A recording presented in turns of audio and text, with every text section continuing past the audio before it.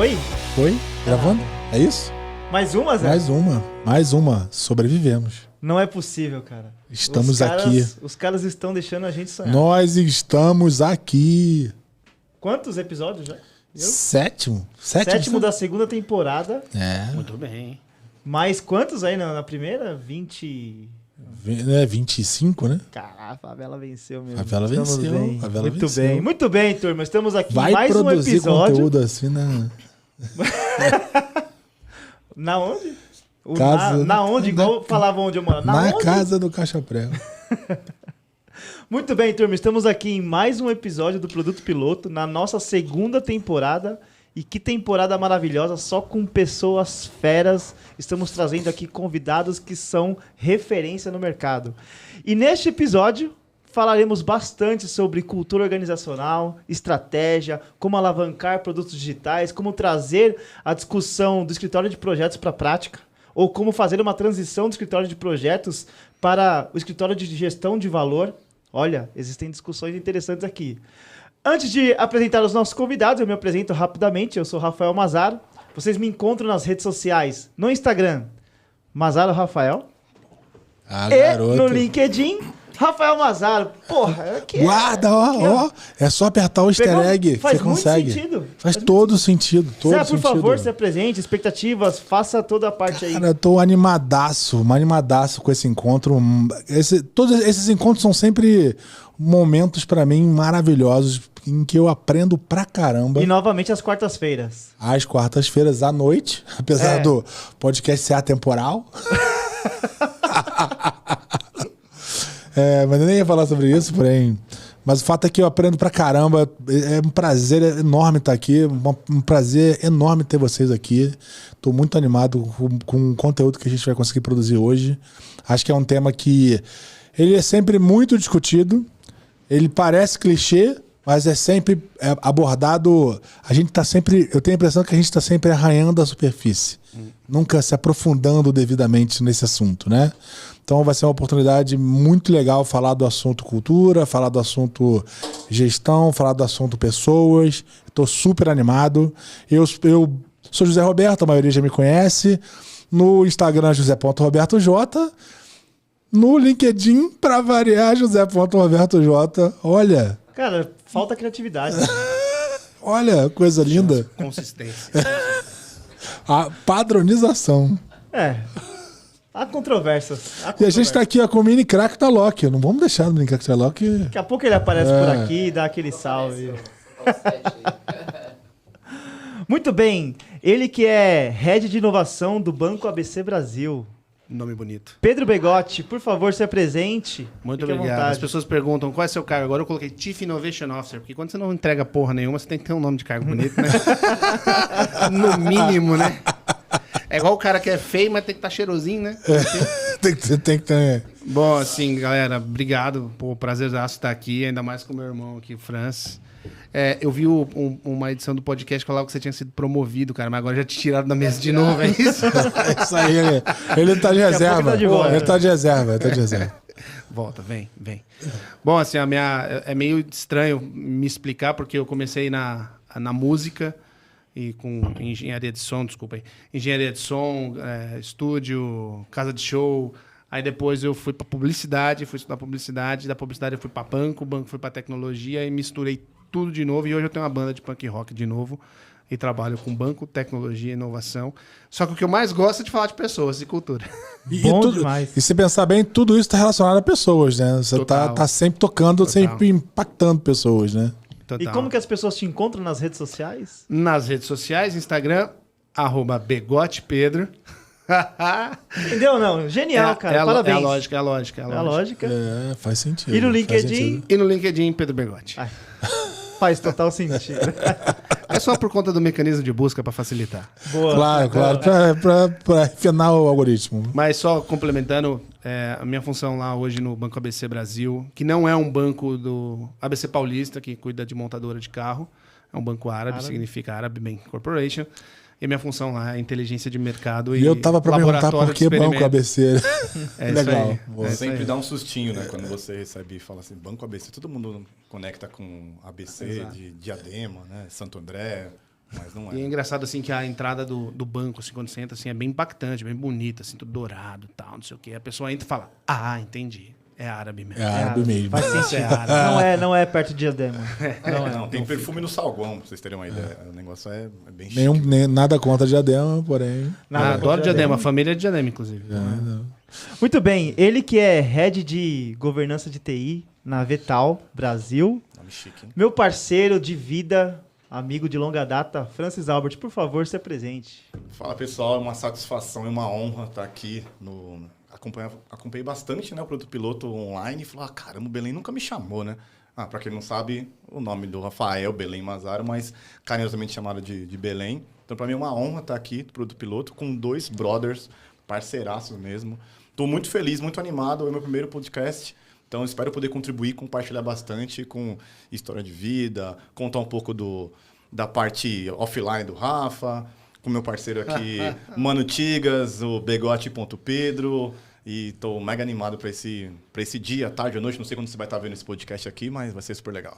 Muito bom, muito bom. Mano Tigas. Deixa eu corrigir algo que eu acabei Ciúmes. deixando passar. Falar do nosso patrocinador. Muito bem. Ó, garoto! Patrocinador, a Estamos Norden. aí. A Norden Consultoria, que está patrocinando a gente, que está proporcionando a gente esse espaço, proporcionando a gente a colocar nossas ideias e, enfim, colocar as nossas palavras na podosfera. A Norden, que é uma consultoria focada em serviços ligados à tecnologia, enfim, quem está querendo uma consultoria especializada em transformação digital, uma consultoria especializada em tudo que está relacionado a esse viés de transformação de pessoas. Os caras são bons. E Vai quem lá, não- pode procurar os caras. E quem não tá precisando de transformação tá errado, né? É Exato. verdade. Transformação digital, eficiência digital. É, cara, a não tem transformação, né? como. Exato. De pessoas, de mindset, a palavrinha do buzzword aí. É isso aí. É verdade. É a mudança acontecendo, né? Muito bem, muito bem. Vamos lá, o nosso episódio, como eu falei, ele é focado aqui em cultura organizacional, estratégia, falar sobre como a estratégia impacta os produtos digitais e por aí vai. Então a minha primeira pergunta que eu já deixo aqui e puxo diretamente para o meu amigo Francis, e aí a ideia é que a gente faça aqui uma mesa redonda, onde a gente discuta aí esses temas. Como que a estratégia desempenha um papel fundamental na construção de produtos digitais bem-sucedidos? Então, Belém, eu vou de Belém, tá? Não consigo falar. Vai, cara, falar manda Rafa, de bala. Belém. Aqui Manda é tudo ver. nosso. Belém. Eu entendo que uma estratégia bem definida e comprada pelo time, ela é primordial para a construção do produto.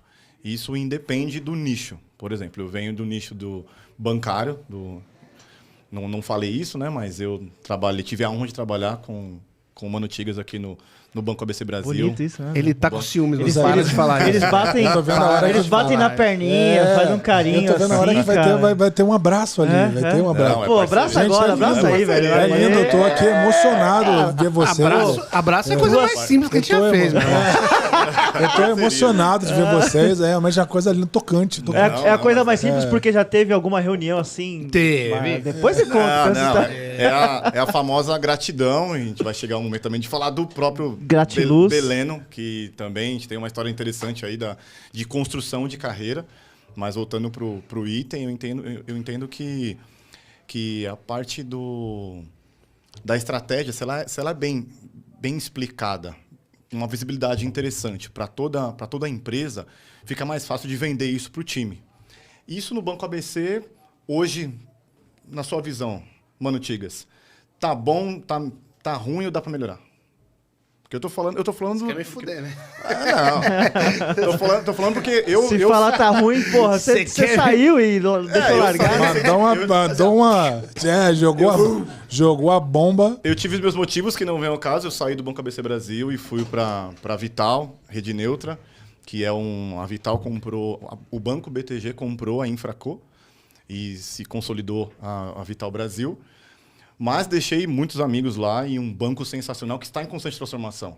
E Não, por isso que eu eu acho joguei essa bolinha para você, porque eu acho que é um bate-bola bem interessante também. Não, assim, eu acho que assim, a gente nunca tá no estado da arte, né? A gente nunca tá pronto, é sempre modo beta, né? Ainda bem, né? É, exatamente. E o que aconteceu no banco foi uma coisa interessante, porque houve uma delimitação de estratégia, mínima, vou chamar de mínima, e ao longo de 3 anos foram co-construindo com os próprios funcionários. Então, muitas rodas de conversa, teve uma participação grande da Betânia Tanuri, da consultoria de pessoas, de organização, para a gente fazer isso de uma forma colaborativa. Nem para ser um negócio muito top-down e nem só aquele negócio anárquico do bottom-up, né? Da galera... Eu falando os termos em inglês, falou que não podia ficar falando assim. Não, pode ficar pode, tranquilo. Então, Você está falando de algo que... Mas basicamente nem não fica algo que venha do Olimpo e também... É porque algo que estratégia, seja no só... final das contas, não é algo que você manda fazer. Né? Isso é ordem, não é estratégia. Né? E a estratégia ela passa por uma construção junto com a cultura da organização. Porque senão você tem que mandar todo mundo embora. Né? Se você quer fazer um negócio que a organização, como cultura, não está pronta, você tem que mandar todo mundo embora. Então você tem que convergir a parte de baixo, o que a parte de baixo está vendo e está querendo, quem está em contato com o cliente, sentindo a dor do cliente também. Né? E a mesma coisa quem está de olho nos números, nos acionistas, né? Nos stakeholders, etc. Da sua visão aí, Zé. Eu acho que no primeiro, assim, o primeiro aspecto dessa história, para mim, é que existe uma confusão nativa entre objetivo e estratégia. Né? E, cara, objetivo é onde você quer chegar. Pode parecer óbvio dizer isso, mas é o norte, é para onde você está indo. Isso envolve números, envolve volume de venda, quantidade de correntistas, seja lá qual forem os indicadores que você entende que garantem que você está, de fato, perseguindo aquele objetivo. E estratégia é o que você precisa executar para chegar até lá. E eu acho que tem uma distorção assim complexa nisso, né? Porque, primeiro, esse negócio é feito em muitas camadas. O objetivo ele é de fato uma visão mesmo. É uma visão que muitas das vezes ela até precisa ser ela precisa ser top-down, porque ela está na cabeça do dono, ela está na cabeça de quem planejou a estratégia da empresa, de quem desenhou a visão da empresa. E ela precisa se conectar com essa perspectiva de estratégia, que aí ela precisa ser combinada com outros elementos. Né? Eu vejo assim. E o objetivo pode não mudar, mas a estratégia sim. Ela pode ser viva ao longo do tempo para alcançar o mesmo objetivo lá do início. Sim. Mas deixa eu colocar um dendê aí. Agora vamos levar isso para o mundo de projeto e priorização. A parte de estratégia. Quando você começa a olhar para o portfólio de projetos, você percebe que os projetos que estão lá, eles não estão estão em desacordo com para onde o rumo que a empresa vai estar na estratégia. E aí isso é uma dificuldade muito grande hoje na priorização de projetos, que nós temos aí várias técnicas para tentar colocar o dinheiro da empresa em projetos que realmente façam sentido de acordo com a estratégia. Tem uma dificuldade maior ainda quando o C-Level, que eu brincava muito isso com o time, que eu falava assim, para mim essa estratégia, para onde a empresa quer ir, ela tem que vir numa caixinha, igual naqueles desenhos animados, que ela vem do céu assim, vem a caixinha e fala assim, não, aqui é a estratégia. E muitas vezes eu percebi muito isso em outros players, não vou ficar citando nomes aqui, mas outros players que eu passei, que falou assim, não, qual que é o melhor projeto para a gente fazer? Defina vocês, né, o time de projetos, o time de governança, e a gente ficava meio travado nesse sentido. Falei assim, não, mas peraí, mas para onde que a empresa quer chegar? Tem um aspecto nessa discussão que é o seguinte, o Zé trouxe a visão do objetivo, e quando a gente discute objetivo, cara, por trás disso eu tenho minimamente quais são os indicadores-chave que uma empresa está buscando. Então, assim, se o nosso foco no ano ele é, por exemplo, crescimento, ou naquele quarter ele é sobre otimização operacional e tudo mais, por trás disso você tem indicadores e a escolha estratégica para atingir esses indicadores pode ser no aspecto de quais projetos você mira impactar cada vez mais indicadores. Então, cara, você tem um projeto que o foco dele é growth, mas a estratégia neste momento está em otimização operacional, cara, talvez eu não encaixe neste momento.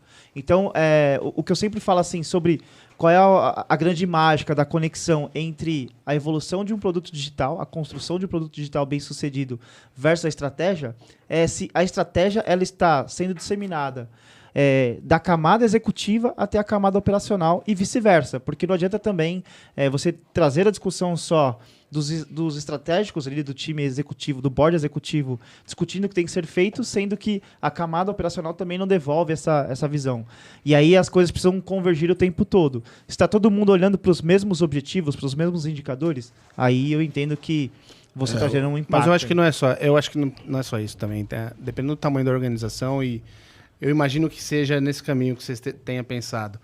há um conceito chamado esquizofrenia corporativa, que só acontece com corporações, que é você tem uma estrutura grande, muitos projetos, você tem múltiplas estratégias para atingir o mesmo objetivo.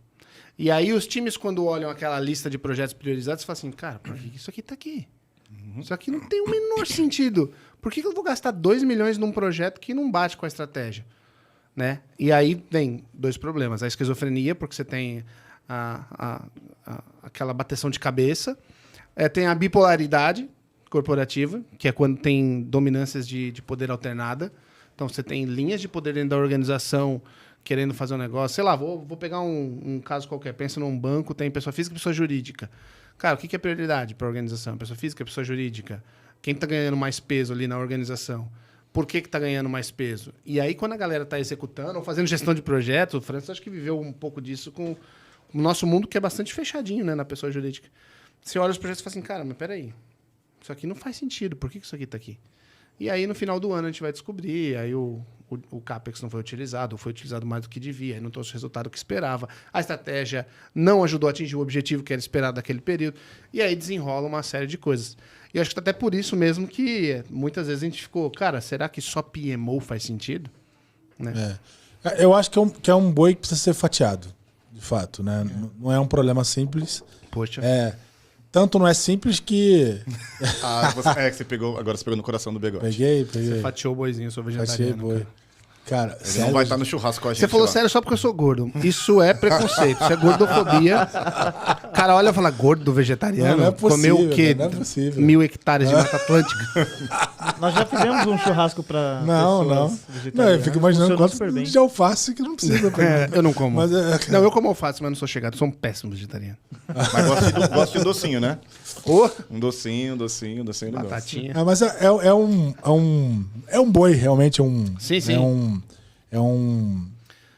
Esse negócio precisa ser compartimentado.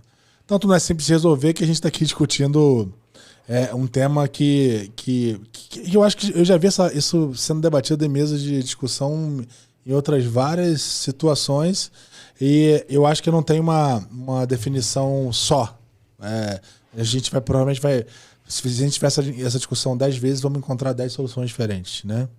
Mas, para mim, voltando para o tema do objetivo, e para mim o objetivo ele é o grande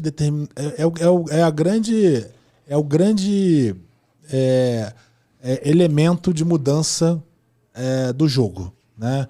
Porque o que acontece? Quando a gente não tem um objetivo claro, e esse objetivo ele não é cascateado, por exemplo, nosso objetivo é vender, crescer, isso virou um cascateamento, que virou uma estratégia, e essa estratégia ela se desdobra numa engrenagem, que essa engrenagem ela precisa ser utilizada como ferramenta para a priorização de qualquer coisa, de bater um prego a tocar uma grande iniciativa dentro da empresa.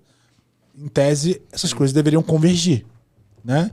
Elas acabam não acontecendo porque existe uma certa esquizofrenia de que você perde a visão de que você tem, por exemplo, um indicador do tipo o NPS, ou algo do tipo volume de projetos que você entrega, ou a quantidade de datas que você realiza dentro do prazo. Quando o indicador vira o objetivo, para mim... Segurou? Segurou? Era a nossa preocupação também, se não... Deixa eu segurar.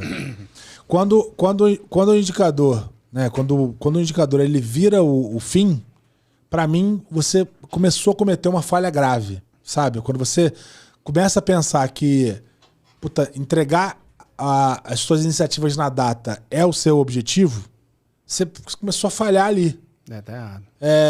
Quando você começa a pensar que sub-itens do seu movimento estratégico, eles são, de fato, o teu fim, você começa a ter uma confusão, né, entre os teus indicadores operacionais e os teus indicadores, os teus objetivos, ali você tem uma confusão, realmente uma esquizofrenia mesmo.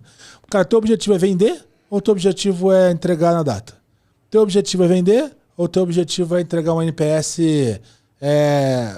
de altíssimo nível. Teu objetivo é vender ou é... Pegar 6 projetos. É isso aí. Então, assim, essa realmente é uma dicotomia que está na mesa e ela precisa ser discutida e rediscutida o tempo todo. Sim. E aí, eu acho que para mim, o grande pulo do gato da história tá nesse desdobramento da visão de objetivo para a estratégia, para o desenho da estratégia. E aí, no bottom-up ali, você tem uma construção que se conecte diretamente nessa construção, nessa visão da estratégia, de modo que você consiga entender qual é a rastreabilidade entre o movimento estratégico e a ação que você está tocando na ponta. E aí, o quanto mais você conseguir levar essa visão para todo mundo que está envolvido, acho que você ganha mais engajamento, você ganha mais gente envolvida no problema e tudo mais. Eu acho que a gente até falou sobre isso naquela provocação que o Francis fez no LinkedIn, né? Daquela frase da cultura come a estratégia no café da manhã, do Peter Drucker. Isso. Que reza a lenda que nem é do Peter Drucker essa porra, essa frase. Mas, enfim. E eu respondi, eu falei, eu acho que a cultura só come a estratégia no café da manhã se a estratégia for mal feita. Porque a estratégia é o arcabouço de como você vai entregar um objetivo. E se você não constrói isso conectado com a cultura da companhia, ou até com as microculturas, né, que você tem às vezes dentro da organização, você montou a estratégia errada. Este é mais um elemento que eu quero colocar aqui na nossa discussão, que é o seguinte. Legal, a gente está falando sobre a conexão da estratégia até a construção de um produto que pode ser a entrega de um crescimento, ou pode ser, por exemplo, o foco na redução de um custo de algo assim. Enfim, a gente tem uma conexão aí dentro desses dois mundos. Mas vamos trazer mais um elemento aí que você trouxe sobre a esquizofrenia, que são os silos que acontecem dentro das companhias. E esse é um grande ofensor quando a gente fala sobre iniciativas estratégicas, sobre projetos estratégicos e tudo mais. Talvez até aconteçam em várias situações, eu já vi isso acontecer em outros lugares, em que acaba se priorizando uma iniciativa em detrimento da outra, muito porque, cara, a minha área vai ficar sem projeto, então vai ter 4 projetinhos da área do Renan e não vai ter da minha área, e, consequentemente, eu vou fazer o que com o meu time? Aí tem uma defesa ali feudal, né, uma defesa do seu silo ali, para que aconteça aquele projeto, mesmo sabendo que aquilo talvez não traga o resultado esperado para a empresa. Como é que vocês chamavam isso lá de quando o cara fazia o pedido, mas não entregava nada? Não usava? Lenço na cadeira. Lenço na cadeira. Lenço na cadeira. Então, o cara põe o lenço na cadeira para garantir a cadeirinha dele ali, eu nunca tiro o lenço, também não uso a cadeira. Mas eu ia conectar... Fica lá ocupando Eu ia conectar esse ponto que o Belém comentou, que o Mano Tigas trouxe pro ABC, um racional muito interessante, e eu tô levando para as outras igrejas que eu tô passando, que é o racional de Now, Next, New. Que eu já recebi perguntas de C-Level e falei assim, mas como que a gente fatia o nosso CAPEX esse ano em investimento de projeto? E isso foi algo muito interessante no banco que o Pedro trouxe, que Now, nós temos num universo de, 100 milhões de reais, o Now, que a gente tem de Now, é o que é conhecido pela nossa empresa e é conhecido pelo mercado. O Next é o que é novo para nossa empresa, mas é conhecido pelo mercado. E o New é o que é novo para o mercado e para nossa empresa. E isso você fatia em porcentagem de dinheiro. Então, na época que nós fizemos isso, acho que no Now era 40%. 40, 50, 10. 40, 50, 10. E depois a gente foi oscilando a forma de distribuir esse dinheiro. Mas eram cofres, metaforicamente falando, que não podiam ser alterados. Isso foi muito legal, porque a gente conseguiu, nesse sentido, falar assim, não, o Pedro, inclusive, ele era o dono do cofre do New. Então, assim, eram 10 milhões que estavam lá que ia ser investido no novo, em algo novo. Só figura de linguagem, tá, gente? Dono de cofre, essas coisas. Só figura. É bom reforçar para cá. Puramente figurativo. Claro. Ele é bancário, não é banqueiro, né? O Mano Tigas é importante colocar isso. Então, salariado, já vai ter gente esperando aqui fora. E isso foi um racional muito legal que hoje, na casa que eu tô hoje, eu tô levando esse modus operandi também, foi algo que foi bem interessante, de modo a justamente quebrar esses silos que a gente não tenha o bom e velho lenço na cadeira.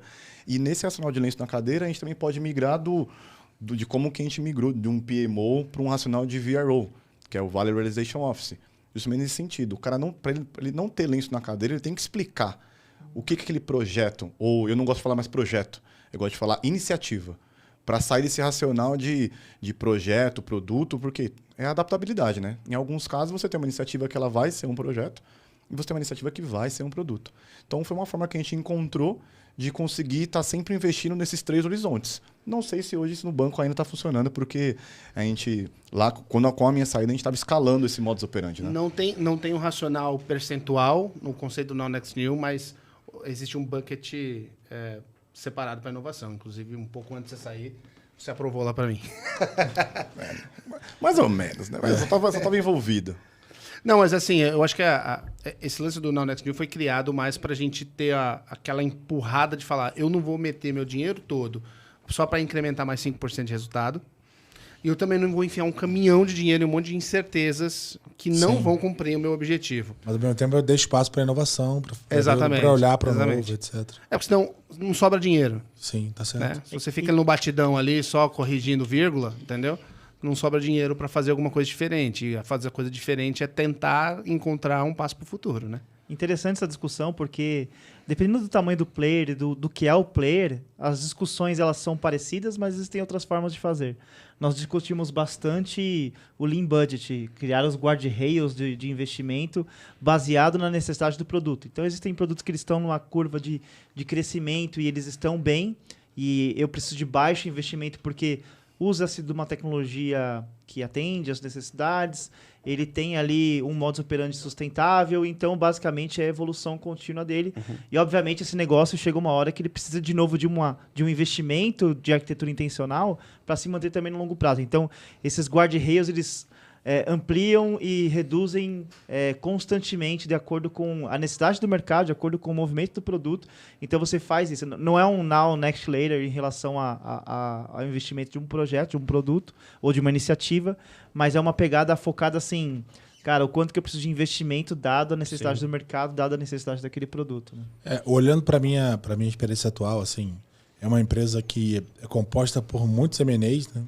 E aí, assim, existe uma necessidade muito grande de você, construir sinergia entre as coisas, e essa sinergia, ela, obviamente, custa dinheiro, né? E não é incomum você ter problemas que estão entre dois produtos diferentes. Então, o que seriam 2 silos, né? A gente construiu uma habilidade, ou pelo menos uma dinâmica em que dois produtos eles precisam discutir, né, dentro do seu ciclo de planejamento e mobilizar pessoas de frentes diferentes e direcionar a energia para resolver o problema naquele momento ali, né? Sim. E aí, por exemplo, imagina que a gente tem um problema em comum aqui, vou chutar um problema que é de comunicação, nessa linha. Estou falando qualquer coisa. E esse problema está entre o meu produto e o meu produto seu e de alguma forma afeta o dele. Então eu vou colocar dinheiro, você vai colocar um pouco de dinheiro, ele vai colocar um outro tanto de dinheiro e ele vai colocar a gente, de repente não coloca dinheiro, mas coloca a gente e a gente se junta para resolver esse problema. Isso vai entrar num portfólio de iniciativas e essa iniciativa a gente não batiza, obviamente ela tem início, meio e fim, mas a gente olha para esse negócio como uma construção de capacidade. Porque, no fim, nós somos uma plataforma. E todo fruto, todo produto de uma iniciativa como essa, que seria um projeto, né? No final é uma capacidade que vai ficar instalada para a companhia. Maravilhoso. Então, o resultado disso é uma capacidade nova. Ele já tem um valor embarcado só de ter feito. É isso aí. E ela passa a ser... E aquela coisa, eu vou fazer um rollout pro BAL, sabe? Toda essa coisa. Isso não acontece porque é parte incorporada da natureza evolutiva do produto. Então é uma perspectiva diferente quando você olha ou encaixa isso num modelo de produto que, para mim, tem tudo a ver com o que você falou e muda um pouquinho o viés, né? Na verdade, acomoda num viés que é um pouquinho diferente, né? Talvez. E conectando a tudo isso, assim, como que vocês enxergam que a cultura ela pode influenciar no sucesso ou fracasso de uma iniciativa, de um projeto? Uau, bom. A gente está falando de cultura de pessoas, cultura da empresa, cultura envolve cultura cultura assim, a cultura organizacional da como gestão, todo. porque dentro de uma empresa você tem gestores que vestem a camisa da empresa, mas têm uma forma diferente de pensar. É a organizacional, é o todo, tá? Eu tô Todo. falando da cultura Eu organizacional. apontei pra você porque a sua cabeça de gestor é totalmente diferente do que eu já conheci na vida. Vai entender. Que bom, Deve ser um Gostou elogio, dessa? cara, Deve ser um elogio. Deve ser, deve Eu vou ser. anotar isso, vou Acho que vai contar ter pra um minha abraço mãe. no final, hein? Vai ter um Me abraço. manda esse corte, vou mandar pra mamãe. Mamãe, escuta essa. Não, mas assim, faz toda a diferença. E quando a gente fala de cultura, a gente fala de aceitação do objetivo e da estratégia que está sendo colocada. Quando a gente fala de cultura, a gente está falando de skills da organização, também permeiam a forma como a empresa trabalha, como as pessoas se relacionam. A gente está falando da colaboração, por exemplo, você contou esse caso de vocês, 3 áreas que tem um problema que uma afeta a outra, se juntaram. Coisa linda, cara. Isso aí é história de amor, entendeu? É difícil encontrar essa maturidade em grandes corporações. E uma estratégia que não levou em consideração se a cultura, o seu corpo funcional, se o modus operandi da companhia está adequado para entregar aquela estratégia, vai dar água. Vai dar água. Vai funcionar no primeiro momento, a galera vai usar o livro de regra, sabe? Sabe o livro de regra do ágil, que muita gente usa? Sim, sim. Eu vou entrar nesse tema aí. Eu sei que você nesse tá com tema essa aí. vontade, você tá com essa Já, cara já a gente maldosa. fala sobre isso. Então, assim, a galera mete o livrinho, aí todo mundo, cada um tem seu papel e vira, na verdade, um teatro da transformação digital, sabe? O Marcão uma vez falou pra gente que ele não queria status report. Será que eu tô falando uma palavra não grata aqui? Status report. Lembra que conversamos bastante isso, né, Rafa, no passado. E o nosso VP falou assim pra gente, eu não quero o status report melancia. E isso é um racional de cultura também. Verde ou seja, por fora, vermelho por dentro. exatamente. É você estar tranquilo de conseguir dar visibilidade assim, ó, deu problema. E você não vai ser exorcizado nesse sentido. Esse é um racional cultural também. Isso vem muito top-down nesse sentido. Realmente você ter a segurança, o time ter a segurança de conseguir levantar a mão e falar assim, não, está dando errado. Não está funcionando. Que aí a gente fala de projetizado ou produtizado, né, em relação a iniciativas. Quando você tem um racional produtizado, quando você está sempre dando visibilidade de como que está a evolução daquilo, verificando se aquilo realmente está dando valor. Então, o racional de cultura, quando você está numa cultura onde você se sente confiante de que você pode levantar a mão e falar assim, olha, deu erro aqui, deu pau, a empresa ganha com isso. Acho que é um ponto interessante. Tem um lance muito louco, que é o efeito cascatágio, né? Que é o cara que fala assim, não, agora nós vamos fazer assim, mudou tudo, nós estamos em transformação, agora é ágil e tal. Só que a cabeça de gestão da galera, que está lá infiltrada, vamos dizer assim, é do cascatão. O cara quer ver todas as telas prontas, o fluxo inteiro, eu quero ver o produto inteiro, todas Quando as vai estar features. pronto, né? Quando vai estar pronto cada E feature isso e gera um tal. efeito péssimo, né? Porque você precisa... tem que E antecipar cultura muito. é isso, né? Uma soma de comportamentos coletivos, né? Que chegam num determinado padrão que você fala, opa, eu consigo enxergar os padrões comportamentais desse grupo social aqui. E eles funcionam assim. Então, assim, você pode falar o ágil que você quiser, meter o livro que você quiser, o cursinho, contratar 20 Agile Coaches, o que você quiser. Não vai vingar porque a cultura não tá batendo. Eu até pegando o gancho no que você comentou no início, né? A tua pergunta, né? Estamos falando de cultura de quê, né? Cultura de pessoas, cultura da empresa, etc. Cara, para mim, uma empresa é um ecossistema social. Como todo ecossistema social, é sempre sobre pessoas. Nunca é diferente. Sempre sobre pessoas. Porque assim, a gente tem essa tendência, né? Parece que é um negócio etéreo, né? A empresa. Ela é uma coisa assim, Entidade, etérea, né? uma entidade e tal. E como toda entidade, ela tem uma iminência, né? Enfim, parda e inacessível, etc. E por sua vez, ela é quase que perfeita, né? Exato. Mas não é. Não, ela é composta por esse conjunto de relações e são pessoas mesmo. E essa conjunção de atitudes ela precisa ser considerada no planejamento. Ela afeta o planejamento porque se não existe essa liberdade que você comentou de raio, etc., o cara quando vai aprovar o projeto lá no comitê executivo, ele já tem que levar todas as certezas que ele não tem. Então, começa dali. E um business plan de 5 anos. Que ele não tem certeza, etc. Então começa dali, né? Você vai aprovar tudo isso e aí você já vai com um grau de incerteza gigante, já pensando como você vai pedalar no próximo ano. Né? É verdade essa. Essa é boa. Né? E se você não considerar o restante dos aspectos culturais, os silos, por exemplo, como que as pessoas interagem, você começa a viver num cenário de isolamento, né? Porque você tem, às vezes, um objetivo que não está compartilhado entre as outras áreas, e aí a sua área, ou você vai se consorciar com seus pares, aí é tudo mais uma construção social, né? Somos nós aqui, nos conhecemos, então se você for mais meu amigo do que ele, vai fazer mais por mim do que ele. A politicagem organizacional. E aí começa essa questão da construção de relacionamento, mas isso acontece em todos os níveis. Existe em determinadas companhias um verdadeiro tráfico de informação, tráfico de relacionamento. Que é aquela coisa, sabe aquele analista seu? Você tem aquele projeto que está travado, né? Você já deve ter passado por isso muitas vezes. E você tem aquele analista que você fala assim, pô, cara, vai lá e resolve isso pra mim, porque você sabe que ele tem relacionamento com... Sim. E ele vai lá e desenrola. Só porque é você que tá me pedindo. É isso aí, porque ele tem aquele relacionamento. A turma do futebol, a turma do pôquer, não sei o quê. Ele tem uma entrada com o cara mais fácil, conhece da quebrada. Pois e isso não tá na modelagem. Isso não tá na modelagem. Deveria ser considerado de alguma forma, não esse nesse nível, conceito de relação informal, mas um modelo precisa ser um modelo de colaboração mais consistente. E aí, eu não consigo enxergar um outro formato que não seja um cascade claro dos objetivos e uma unificação dos objetivos mesmo. Então, olhar para os objetivos de forma que a gente divida as coisas.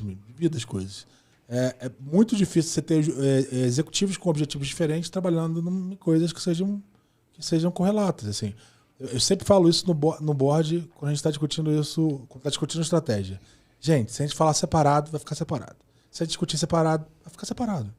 Quando a gente discute junto, fica junto. É assim que funciona, não tem outro jeito. Não vai ser diferente. Isso acontece porque a gente vai puxar dessa forma. Ninguém está ali numa posição de executivo porque tem pouca pegada, porque está acomodado. Todo mundo quer fazer. Ô Zé, eu queria que você... Agora eu vou fazer um pedido. Explora melhor isso daí, cara. Você falou que, então, em situações que você tem esse desafio das relações sociais dentro da companhia, o modelo que você acredita é um modelo fatia, programa, executa... nada solto, nada muito livre, nada muito modelo ágil que a gente vai descobrindo, iterando e tal. Mas, na verdade, são combinados. E eu não estou falando de modelo ágil, né? Não estou discutindo agilidade. Estou discutindo a forma como se planeja. Eu acho que precisa ser algo... E aí você pode... Antes da execução. Você pode dar um... Mesmo. Sobre pessoas, nesse caso. Sobre a você pode dar o nome que você quiser. OKR. Você pode chamar esse planejamento do que você... Usar o modelo que você quiser. Mas precisa ser um modelo em que todos estejam compartilhando dos mesmos objetivos. Legal. Dos mesmos indicadores. Da mesma engrenagem de priorização. Sabe assim? Então, assim, é o mesmo. Eu tenho os mesmos objetivos que compartilham a mesma estratégia e que no fim afetam. Geram o mesmo desdobramento e esse desdobramento ele é cascateado para todas as áreas de forma igualitária. Porque do contrário, você não consegue ter um movimento único. A empresa não se move como uma coisa só. No resumo, pelo que eu entendi, tá tudo bem o relacionamento ali, e você ter o relacionamento e ter mais aproximação com as pessoas para poder pedir.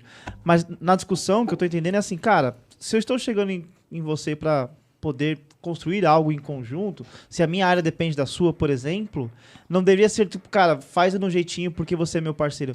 Não, porque nós estamos mirando o mesmo objetivo. Nós estamos olhando para o mesmo indicador e por aí vai. E isso aconteceu no planejamento. Exato. Deveria ter acontecido no planejamento. É isso aí. Gente, mas eu vou colocar aqui um ponto, obviamente não citar nomes, mas acho que até um ponto para a gente colocar no futuro, que é o multiverso corporativo, que é justamente diretorias que a gente começa a olhar e falar assim, mas o cara tá indo para lá e a corporação tá vindo para cá. Como é que ele consegue ir totalmente adverso ao que a empresa tá querendo ir? Como que ele sobrevive até os dias de hoje? E por que ninguém tá olhando isso? Que é o que a gente chama de multiverso corporativo. Eu inventei agora isso, tá? Porque não era isso que eu ia falar. Mas tá fadada a morrer, tá? Eu não vejo longevidade aí. O cara sobrevive, mais uma hora para. Eu acredito que assim, não tem uma vida longa. Eu penso que...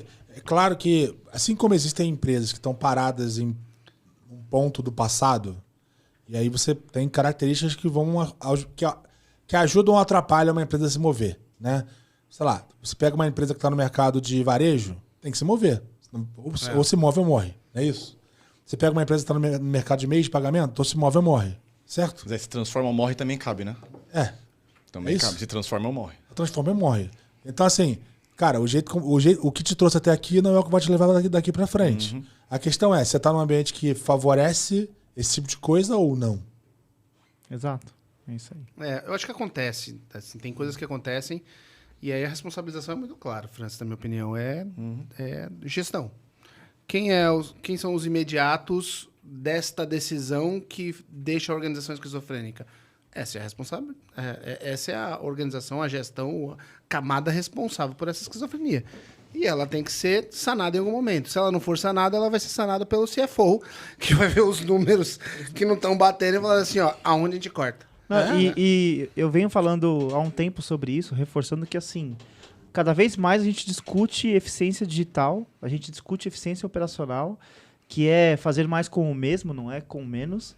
E na hora que você olha para os indicadores corporativos, e várias áreas têm, principalmente as operacionais, métricas e ambições operacionais para poder garantir cada vez mais os números operacionais, cara, se você tem uma área que ela não está correspondendo a esses indicadores e agora muita gente está cada vez mais data-driven, cara, é natural que com o tempo aquela área, aquele diretor, ou aquela pessoa, ela perca o cargo, perca a posição, perca a área, porque não está gerando resultado, não está gerando eficiência. Para que essa cara existe, sabe?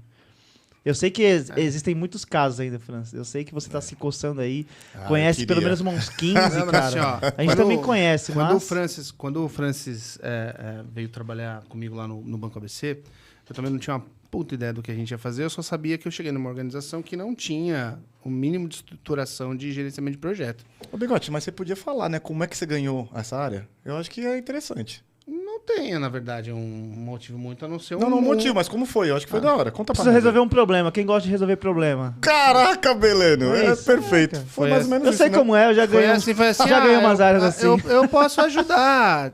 E assim que construiu, funcionou, rodou, o Francis rodou, falou, agora sai de você, volta pra lá. Eu fiquei triste. Eu fiquei bem triste. Precisava de alguém implementar. Agora volta pro mesmo cara que estava gerindo antes os projetos na panelinha debaixo da cadeira. A gente tem uma brincadeira democrática. Mas assim, agora do jeito certo, né? A gente tem uma brincadeira democrática que é o seguinte: na hora que alguém começa a falar sobre um problema e tal, e o cara tá ali no calor da emoção falando do problema, cara, pô, tá aí, parabéns, velho. Você foi eleito a resolver este problema. Mas ó, Vida segue. o Rafa, o Beleno. Belém.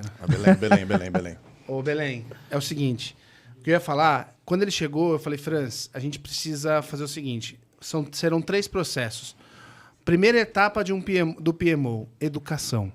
Então, a gente vai educar a organização a trabalhar com gestão de projetos. Então, assim, a gente vai ver um monte de cagada? Vai, mas a gente ainda não pode... Trabalhar a cultura, A gente né? ainda não pode responsabilizar, as pessoas estão aprendendo a lidar com isso. Segundo, metrificar. Vamos metrificar o que a gente está fazendo para depois a gente conseguir avaliar. E depois, num terceiro período, aí a gente faz julgamental do negócio. Fala, beleza, ó, tinha métrica, você não cumpriu a métrica, então, meu amigo, você é responsável por não ter feito o negócio direito. Muito bom. Então, assim, acabou que era para ser um processo de, sei lá, 3 anos, 4 anos, acabou sendo até mais rápido do que deveria. Talvez a gente começou a puxar a corda e não tinha muita métrica para os negócios, as métricas não estavam muito bem amarradas, porque a organização estava aprendendo a lidar com essas métricas. E eu acho que ainda não chegamos lá, para ser sincero. E a gente já está no desespero da responsabilização também, porque vira um ano, aí você fala, putz, eu queria mais 10 projetos, não consegui fazer porque acabou o dinheiro, mas eu deixei dinheiro sobrando, ou dinheiro mal gasto por mau gerenciamento de projeto. Então, assim, essas 3 etapas seriam importantes. Educa, monitora, né, mede, e aí depois você responsabiliza. Eu acho que isso se aplica em vários casos. Olhando para a perspectiva até de engenharia, assim, quando você olha para o campo de produto, né? Eu vejo uma dinâmica muito, muito parecida, né? Porque no final de contas a gente está falando de medir, entender muito claramente qual é a sua conexão com o objetivo, né? Ou seja, porque a gente está falando de não pode ter às vezes um produto digital, pode ser um produto self-service, um produto que depende de professional service, depende do que for, né? No nosso caso tem as duas possibilidades aqui. E aí esses indicadores, eles no fim das contas, eles vão ser o que vão desdobrar as tuas ações. E dali, cara, você vai ter todo um conjunto de de ações que, quando conectadas, vão produzir o resultado final. Então, por isso, assim, é muito difícil hoje eu conseguir enxergar uma construção que não seja muito conectada, né? E por mais que a empresa seja grande, assim, a gente está falando de uma empresa que não é uma empresa pequena, mas ela é muito interconectada. E eu não estou dizendo, tá, Francis, mas que não estou aqui vendendo o mundo perfeito, não é perfeito. Tem um monte de coisa que acontece que é furada, tem um monte de ações que não dão certo. Mas o que não dá certo, a gente olha para o que não dá certo e entende, cara, por que não deu certo? O que a gente pode fazer? O problema, assim, a gente sofre com isso ainda. Eu sofro com isso direto. Não conseguir aprender com o erro. Isso é o pior possível. Que né? aí é a merda. Aí é o que dá merda, entendeu? Você não conseguiu aprender com a falha. Mas você falou um ponto-chave, uma frase-chave aí que é medir. Cara, medir e aí vem a questão da cultura. Fizemos aquilo deu certo ou deu errado, minimamente a gente tem um indicador que aponta se deu certo ou deu errado, tá tudo bem. Aí vem a questão da cultura do aprendizado, né? Então, aprendemos com aquele erro, temos 2 melhoras aí. Sabemos que aquele não é um caminho a ser feito. Segundo, os pedidos precisam ser melhor feitos, né? Então, também tem a questão da cultura. Os projetos precisam ser com mais clareza, precisam ter indicadores mais claros e por aí vai. Então, o aculturar aí, para mim, vai neste caminho. A gente fez um trabalho recente na Zenvia nesta linha. Cara, se pedia bastante, se pedia muito, assim. As áreas de negócios acabavam pedindo muitas coisas, mas a gente começou a inverter. Cara, legal, você está pedindo isso, qual é o impacto no seu negócio aí? Qual é o impacto que você vai trazer? Qual é a receita? Quantas vendas a mais vão trazer?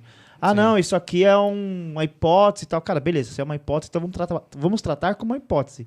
Não como uma iniciativa que a gente acredita que vai alavancar milhões. Então... O Francis fez um negócio legal desse lá, quando ele chegou no ABC, tinha uma lista de 100 projetos, você lembra disso? Era um Excel de 100 e... Como a gente chamava, era floresta de projetos, que a gente chamava, não era portfólio, era floresta, mapeamento da floresta. Mapeamento da floresta. Aí 100 projetos. Caralho, o que vai acontecer? O Francis falou assim, não, formulário. O que, por quê, pra quem, quanto, não sei o que lá. Cara, caiu pela metade, assim, ó. Cortou o mato alto só de pedir 5 perguntas. Eram 10 perguntas e acho que essa tem uma história muito engraçada, muito, muito interessante, que a gente usava o Azoco.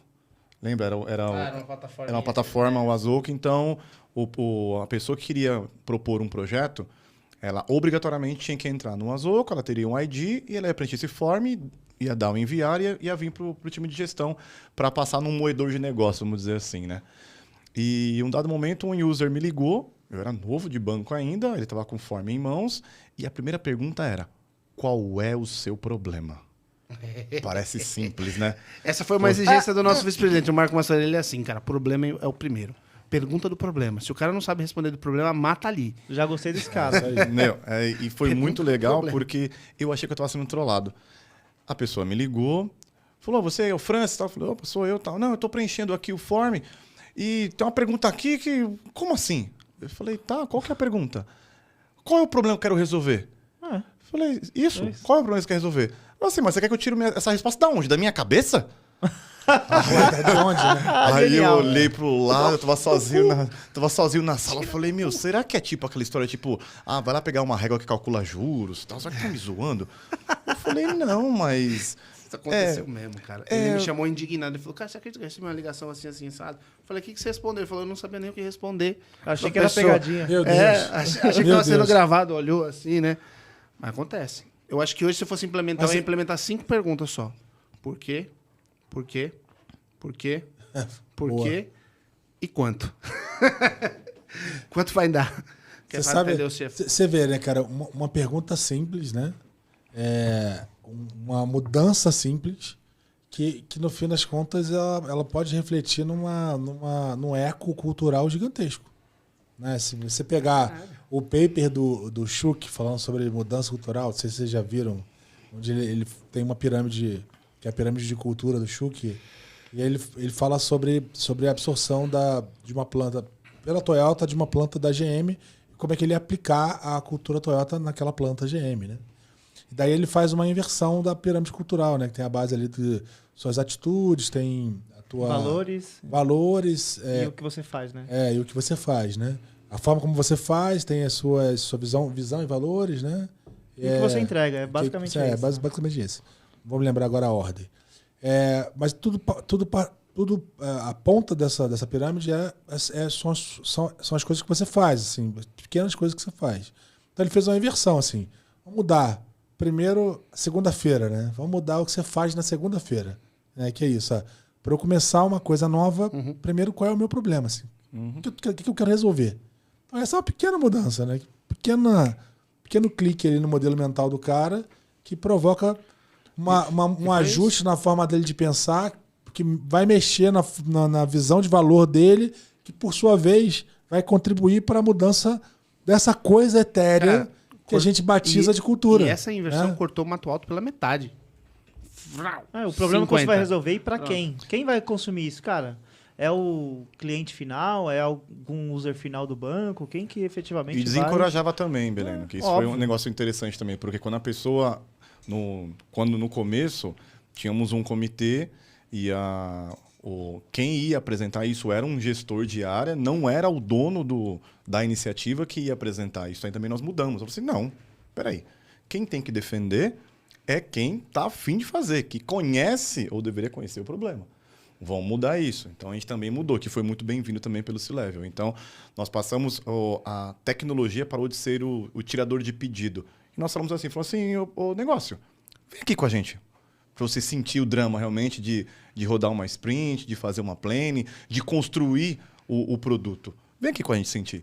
Então, quando o cara percebeu que isso mudou e ele vinha até a nossa gestão e falou assim, eu quero colocar um projeto, uma iniciativa, ele falou assim, tá bom, preenche isso aqui para mim e me explica. Mas e aí? Falei assim, então, depois que você fizer isso, eu e você vamos lá no comitê te defender. Mas eu tenho que ir?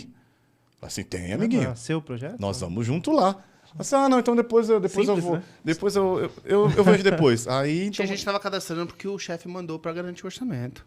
Eu falava, vamos morder um pouquinho do orçamento, vai lá lenço na cadeira. O lenço na cadeira. Caramba. Faz parte. Lenço na cadeira mesmo. Vocês entraram bastante assim nas discussões e eu quero entrar um pouco na polêmica aqui em relação à execução mesmo, né? Na prática. A gente fala sobre a agilidade e ela virou uma grande buzzword, onde surgiram vários gurus no mercado, né? Existem vários caras com fórmulas mágicas em relação à agilidade. Cara, agilidade, basicamente, o pessoal fala, vai ali, tira aquela certificação e você está pronto para rodar um produto, para executar um projeto e por aí vai. Mas existe o mundo real. E eu queria que vocês contassem um pouco sobre o mundo real, na prática mesmo, sobre a construção de um produto usando aspectos de agilidade, saindo desse mundo, do mundinho que a gente sempre fala aqui, cara... Não é teoria, não é só o treinamento. Obviamente que isso é sempre importante, mas é a prática, é a execução. Conta aí um pouquinho. Rafa, eu vou puxar aqui, mano, Tigas. Eu vou chegar causando e chutando a canela dos gurus e do Scrum Guide. A perguntinha que eu recebi em uma entrevista, não foi na Norden, mas... A Norden não faria isso. Não foi na Norden. É maravilhosa. Não foi na Norden. Pelo amor de Deus, né? Que é... Qual é a cerimônia mais importante do Scrum? E isso é pergunta de certificado. Não tem nenhuma cerimônia mais importante, segundo o Scrum Guide. Se você não tem todas as cerimônias do Scrum, você não tem Scrum. E trazendo isso para o mundo real, na adaptabilidade da coisa, a cerimônia que é mais importante é aquela que você entende que te gera mais valor. Então, ou seja, você já tem aí uma diferença da teoria para você ir lá e tirar o certificado, que isso também lançou aí no mercado o Scrum da pandemia, que por ele não poder ir para a empresa trabalhar no emprego normal dele, o Scrum estava na moda, ele foi lá, estudou e conseguiu tirar o certificado. Então agora ele é um Scrum Master. Então o mercado está cheio disso também, além das empresas que disponibilizaram gratuitamente que você fizesse lá, respondesse 20 perguntas e você conseguir tirar um certificado de Scrum. E nós recebemos alguns desses lá no nosso glorioso banco, né? Tinha algumas pessoas lá que a gente trouxe que também achava que fazia Scrum e não fazia. Não vou falar nomes também. Tem Scrum Master e Scrum Master. Scrum Master. Scrum Master. E aí, dentro desse racional, Belém, a realidade do que diz o Scrum é muito diferente quando você vai realmente para o front. E até esses dois universos de mundo presencial e o mundo online, você tem uma série de dificuldades relacionadas a pessoas. Vou dar um exemplo bem simples aqui. Você vai fazer uma daily com o seu time. As pessoas não abrem a câmera. Isso tá no curso? O que você faz? Como é que você faz pro cara abrir a câmera? Para você conseguir fazer uma leitura mínima de como que tá o Scrum Team, de como está. Já passou por isso, Mano Tigas? Passei. Eu sou um pouquinho mais polêmico que isso. Scrum... Entendeu? Não, eu quero nessa linha, porque assim, a gente tá falando sobre um framework, se o cara entregou valor, ele tá de câmera aberta ou fechada, no meu caso, é melhor eu estar de câmera fechada, né? Inclusive. Às vezes eu tô pelado. Você vai querer entrar nesse tema mesmo? Que esse parênteses foram duas, pelo que eu entendi. Né? Eu não entendi. Conta mas pra você galera. quer saber qual? A naked ou a de cuequinha? Mas eu tenho um ponto aí, antes da questão da cuequinha, é que, pra mim, sempre... Eu sou muito partidário do que ele comentou, assim. Se o cara tá entregando, pra mim, vai, né? Mas vamos lá, né?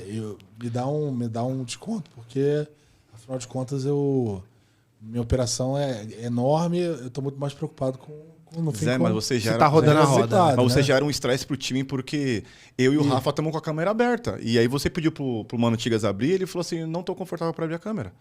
Não tô dizendo do estresse do time em si. Acho que isso precisa ser administrado, né? É que a minha pergunta ia na seguinte linha. Uhum. O que você estava falando muito sobre a questão dos ritos, etc. E a questão de uma construção de um profissional que talvez não seja o profissional que você entenda que é adequado e tal. E quando eu, particularmente, eu tenho uma visão muito mais voltada para o problema, sabe? Assim, eu estou muito menos preocupado com a solução do problema do que com o processo, sabe? Então, assim, o que é mais importante, o processo ou o problema? É isso que mais me pega. Isso que mais me pega. Se Então, você vai assim, importar alguma coisa, cara, dá uma tropicalizada. E a tropicalizada que eu falo trouxe lá do norte, vai trazer aqui pro sul. Cara, como é que isso se adapta à cultura do time? Então, você tem Scrum, você tem Scrum Guide, você tem N formas de fazer o seu time trabalhar, certo? Qual é a que mais funciona pro time? Para ele entregar o que precisa entregar? É uma mistura de metodologias? É adaptabilidade. É câmera aberta, câmera fechada? Um quer usar Kanban, mas quer misturar Kanban com não sei o que. Quer ficar pelado? Um quer ficar pelado, mas entrega? No meu caso, não era isso. Então, assim, eu acho que essa tropicalização... A gente é muito orgulhoso das nossas jabuticabinhas, né? Jabuticaba só existe aqui no Brasil, é brasileiro o negócio. Então, vamos adaptar, às vezes, ter essa maleabilidade, essa adaptabilidade. A minha preocupação é quando a gente pega, Francis, e deixa esse processo rígido. E fala, cara, você tem que seguir o manual. E aí a gente cria essas bizarrices que a gente está vendo na execução de projetos, que é aquilo que a gente está falando ali antes de entrar aqui. Você tem 8 pessoas no time, 4 são desenvolvedores, 4 são cacique. Tem um Scrum Master, tem um Tech Lead, tem um QA? Agile Coach? Não, aquele RTE, Não, você já levou o nível, Release and Train, the Motherfuckers Engineers. Tem o caramba 4 e tal, aí tem o cara que só liga o cronômetro na tela, tá ligado? Então, assim, você tem mais gente fazendo processo do que execução de fato, né? E aí me incomoda. Exatamente. Eu tô na mesma página. E aí, pra mim, esse é o ponto, assim. Eu acho que tem uma questão da diversidade, né? Como a gente estava falando antes, sim. São pessoas. Então, você vai ter aí... Puta, o negócio é multicultural, multitudo, né? Então você vai ter gente que é mais introvertida, mais extrovertida, gente que tá num dia ruim, a pandemia trouxe isso, né? Às vezes não tá vivendo uma fase boa. E aí você vai ter situações que você vai ter que lidar mesmo e apareceram coisas novas que a gente está tendo que administrar.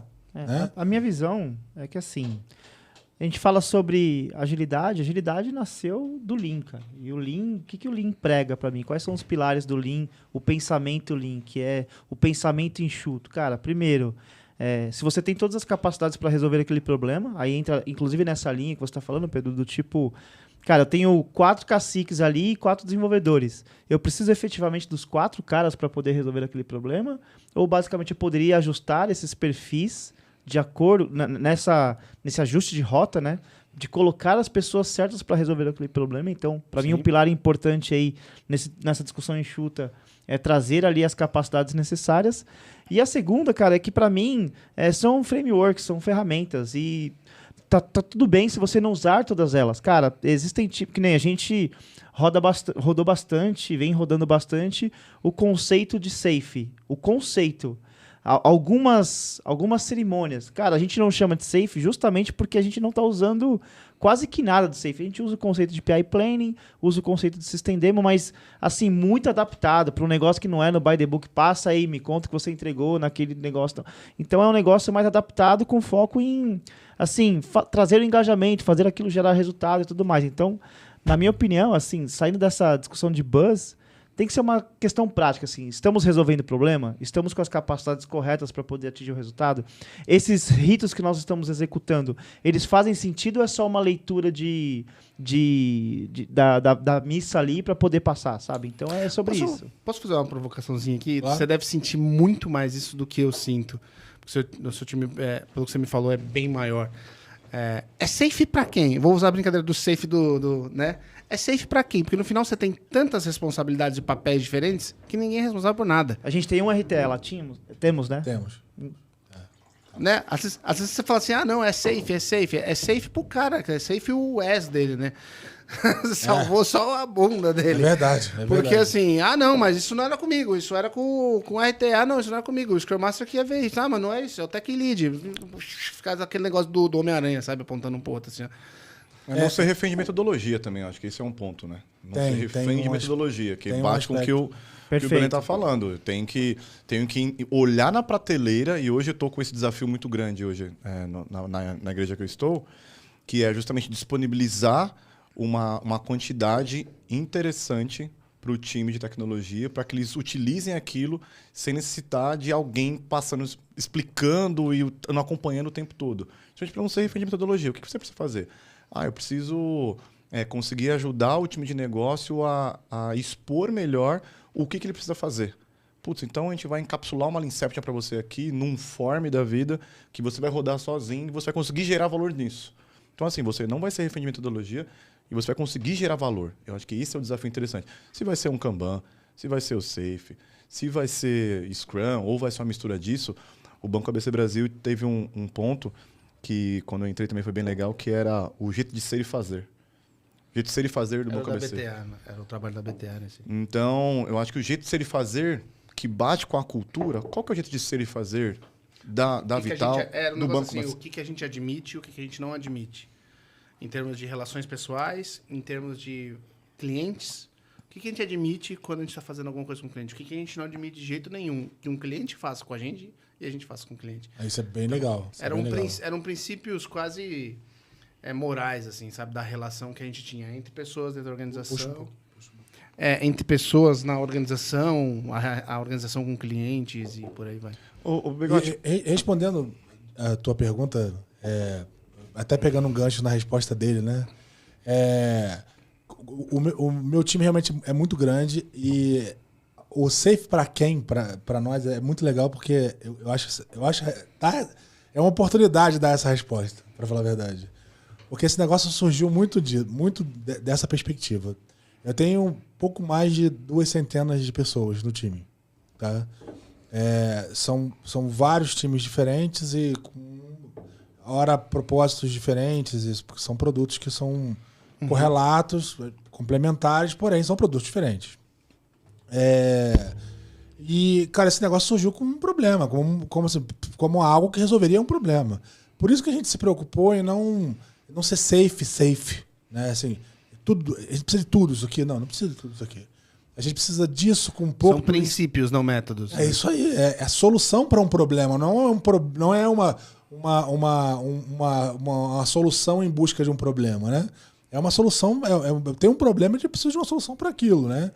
Então, no fim das contas, esse desenho ele foi muito elaborado para resolver a questão de comunicação entre times, da gente conseguir ter visibilidade do plano, do ciclo de forma integrada, de que as coisas não acontecessem de forma desconectada, de construir o valor de um jeito que a gente conseguisse entender ele no formato da plataforma, que é algo muito complexo de ver. Então, você entende? Você tem uma série de insumos que foram base para isso, né?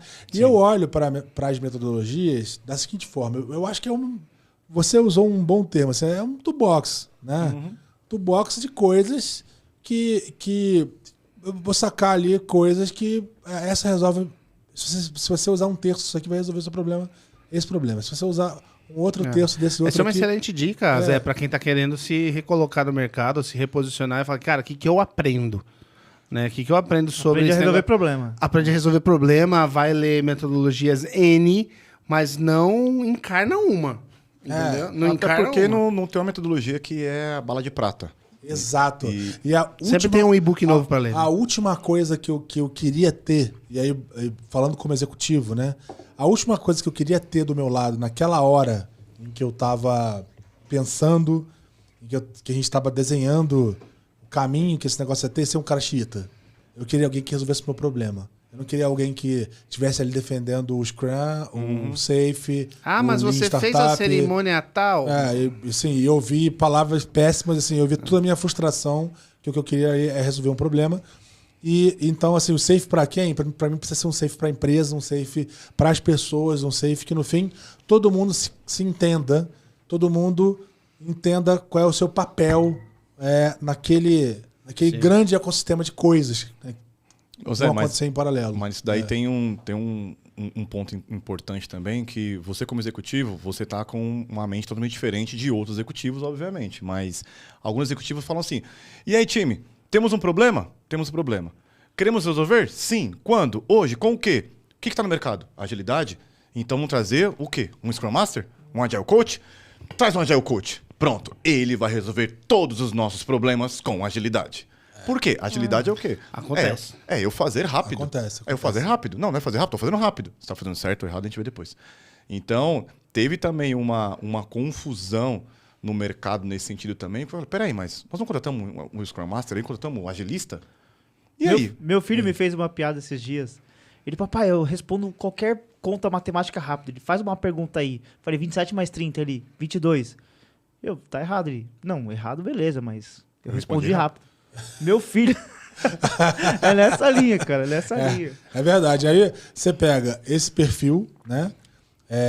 E aí você bota o cara dentro de casa, tá realmente alinhado ao que o mercado... Assim como a maioria das startups começou a mover todos os heads de tecnologia para CTO, porque era importante ter o nome, porque os V6 iam olhar melhor, etc, etc.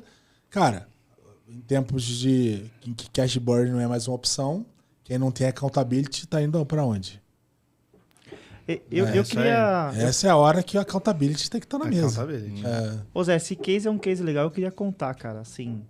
Quando nós estávamos construindo essa dinâmica de, cara, a gente precisa resolver um problema de visibilidade, de entender como que os times se conectam, como eles se relacionam, quais são os indicadores de produto que nós temos e o quão eficaz está sendo a engenharia em relação a esses indicadores. Então, na nossa construção tinha assim, cara, beleza, são esses 3 pontos. Como que a gente faz isso? Primeiro ponto, se cada engenharia tem o seu roadmap, e são 8 engenharias, até então quando eu estava lá eram 8 engenharias, acho que não mudou muito. São 8 engenharias, essas 8 engenharias são basicamente 8 roadmaps. Que dentro desses 8 roadmaps, cara, você não vai ter 500 KPIs que a empresa busca. Então, em cima desses 8 roadmaps, quais estão impactando o KPI, por exemplo, de crescimento, ou de fator de lock-in, ou de NPS, e por aí vai. Então, há uma conexão entre as engenharias em relação aos indicadores de sucesso do produto. Então, esse era o nosso primeiro ponto, que era dar visibilidade sobre o quanto que nós estamos impactando em relação às expectativas do negócio, às expectativas da empresa. O segundo, o quão efetivo nós estamos sendo durante um quarter. Ou seja, a gente sabe que tem muito desvio. E é para ter desvio mesmo. É natural que hajam desvios e que, por exemplo, amanhã apareceu um novo meio de pagamento e seja interessante para nós trazermos para o jogo. Porém, não pode ser uma discussão do tipo, eu tenho 70% dos meus desvios ao longo de um quarter. Então, tudo isso nos ajudou a dar visibilidade do tipo, cara, 70% de desvio, tá tudo bem. Não tá tudo bem. Qual é o nosso número saudável? Qual é a nossa ambição para o próximo quarter? Então, a gente passou a ter, inclusive, métricas de times para entender, assim, qual é o nosso número saudável para o desvio e quando a gente perde, quando a gente deixa de executar efetivamente aquilo que nós acreditávamos por um desvio do negócio, o quanto que custou aquele desvio, sabe? É isso aí. Cara, eu tinha ali um time que, por hipótese, que custava 100 mil reais. Esse time, então, está produzindo ali algo que deveria valer 100 mil reais, minimamente no investimento seja de curto, médio e longo prazo. Mas se o desvio não garante aquelas entregas, o quanto que eu joguei fora de grana? Então a gente começou a dar esse tipo de visibilidade. Cara, tá vendo? Quando você escolhe mal, eu gasto dinheiro e a engenharia é sempre o custo mais alto. Por isso que falam, a TI é cara. A TI é cara porque a gente faz péssimas escolhas. Então a gente começou a melhorar, e aí entra no próximo papo que eu quero trazer aqui para vocês, que foi trazendo um conceito muito forte de ciclos de PDCA. PDCA de produto, PDCA operacional, PDCA executivo, olhando para esses indicadores. Queria explorar um pouco de vocês, assim, como que vocês enxergam essas discussões de PDCA, pensando no ciclo contínuo e evolutivo de um negócio, de um produto, o que seja.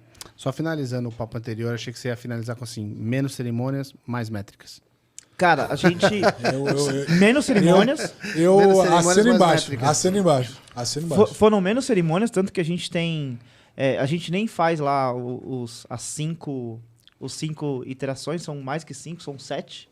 Porque a gente faz caber no quarter, então, para você ver já que não é no by the book. E a gente tem um RTE para as 8 engenharias, é uma pessoa que olha para as métricas, ajuda a conectar. E faz basicamente isso, né?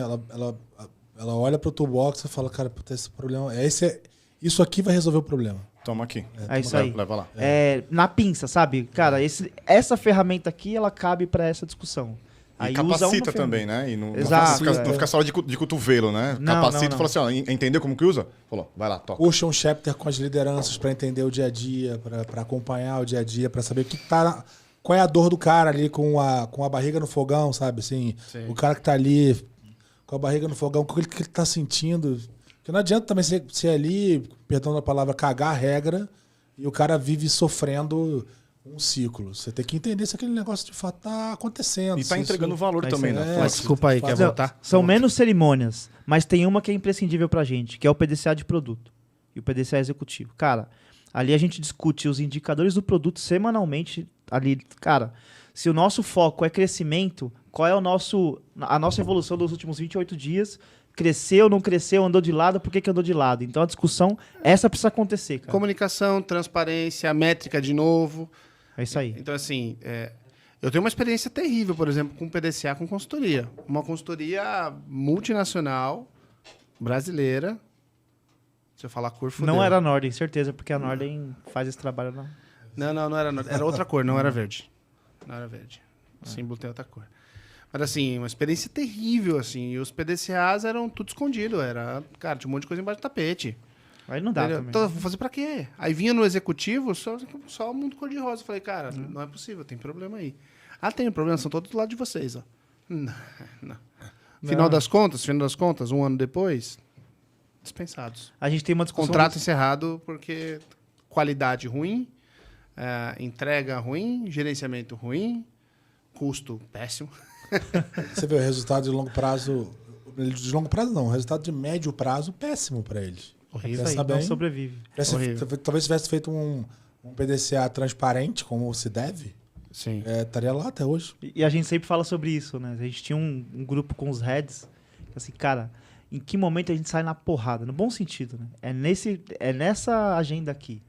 Então, cara, é assim, na ferida, obviamente não na agressão, mas é para nós evoluirmos. Não é do tipo, Franz, você fez isso Sabe errado. onde- Cara, o indicador tá ruim, estamos andando de lá, tá com problema. O que a gente tem que fazer? Aí o Zé virava e falava, cara, o que vocês esperam de mim para esse negócio andar, pra gente conseguir evoluir esse indicador? Você sabe quando degringolou o negócio e a organização percebeu o problema? Quando a gente fez propositalmente, falou assim, ó, o PDCA quem executa não é a consultoria. O PDCA quem vai executar agora é o fulano aqui, ó. É o líder técnico do projeto. Aquele Aí de the casa. house is down. Aí acabou. Aí veio todas as cacas, assim, ó. Começou a subir. O King não vai entrar aqui? King, no pau. Vem cá, cara. Deita aqui no meio da mesa, assim, ó.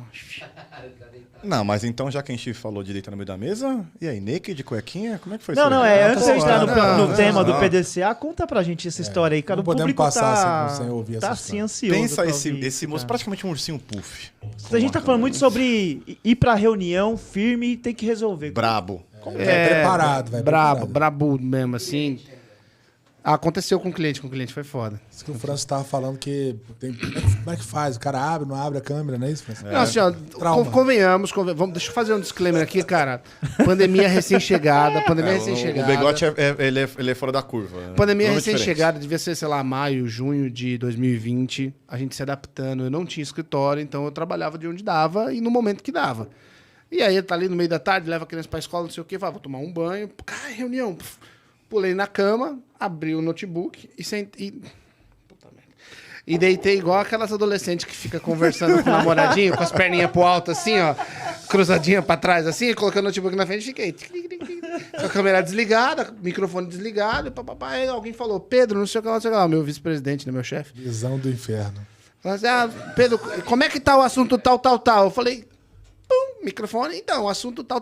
Ele falou assim, cara, você não ligou o microfone, pelo amor de Deus, desliga essa câmera, que tá uma cena do inferno. A hora que eu olhei pro computador, Caralho, eu tinha que aberto, em maravilhoso, vez de velho. desbloquear, de desmontar o microfone, eu abri a câmera, eu tava só o peitoral, assim, a barriguinha e as Peludo, perninhas pra peludinho. trás, assim, ó. Lamentável. Como se não fosse suficiente. acho Eu que fiz isso uma vez com um parceiro, um cliente. Vou contar aí pro pessoal os amigos da TOTOS. Mas acontece, cara. Acontece, gente desprevenida. Mas a minha dica é, se você for entrar numa reunião, entre com roupa. Esteja vestido.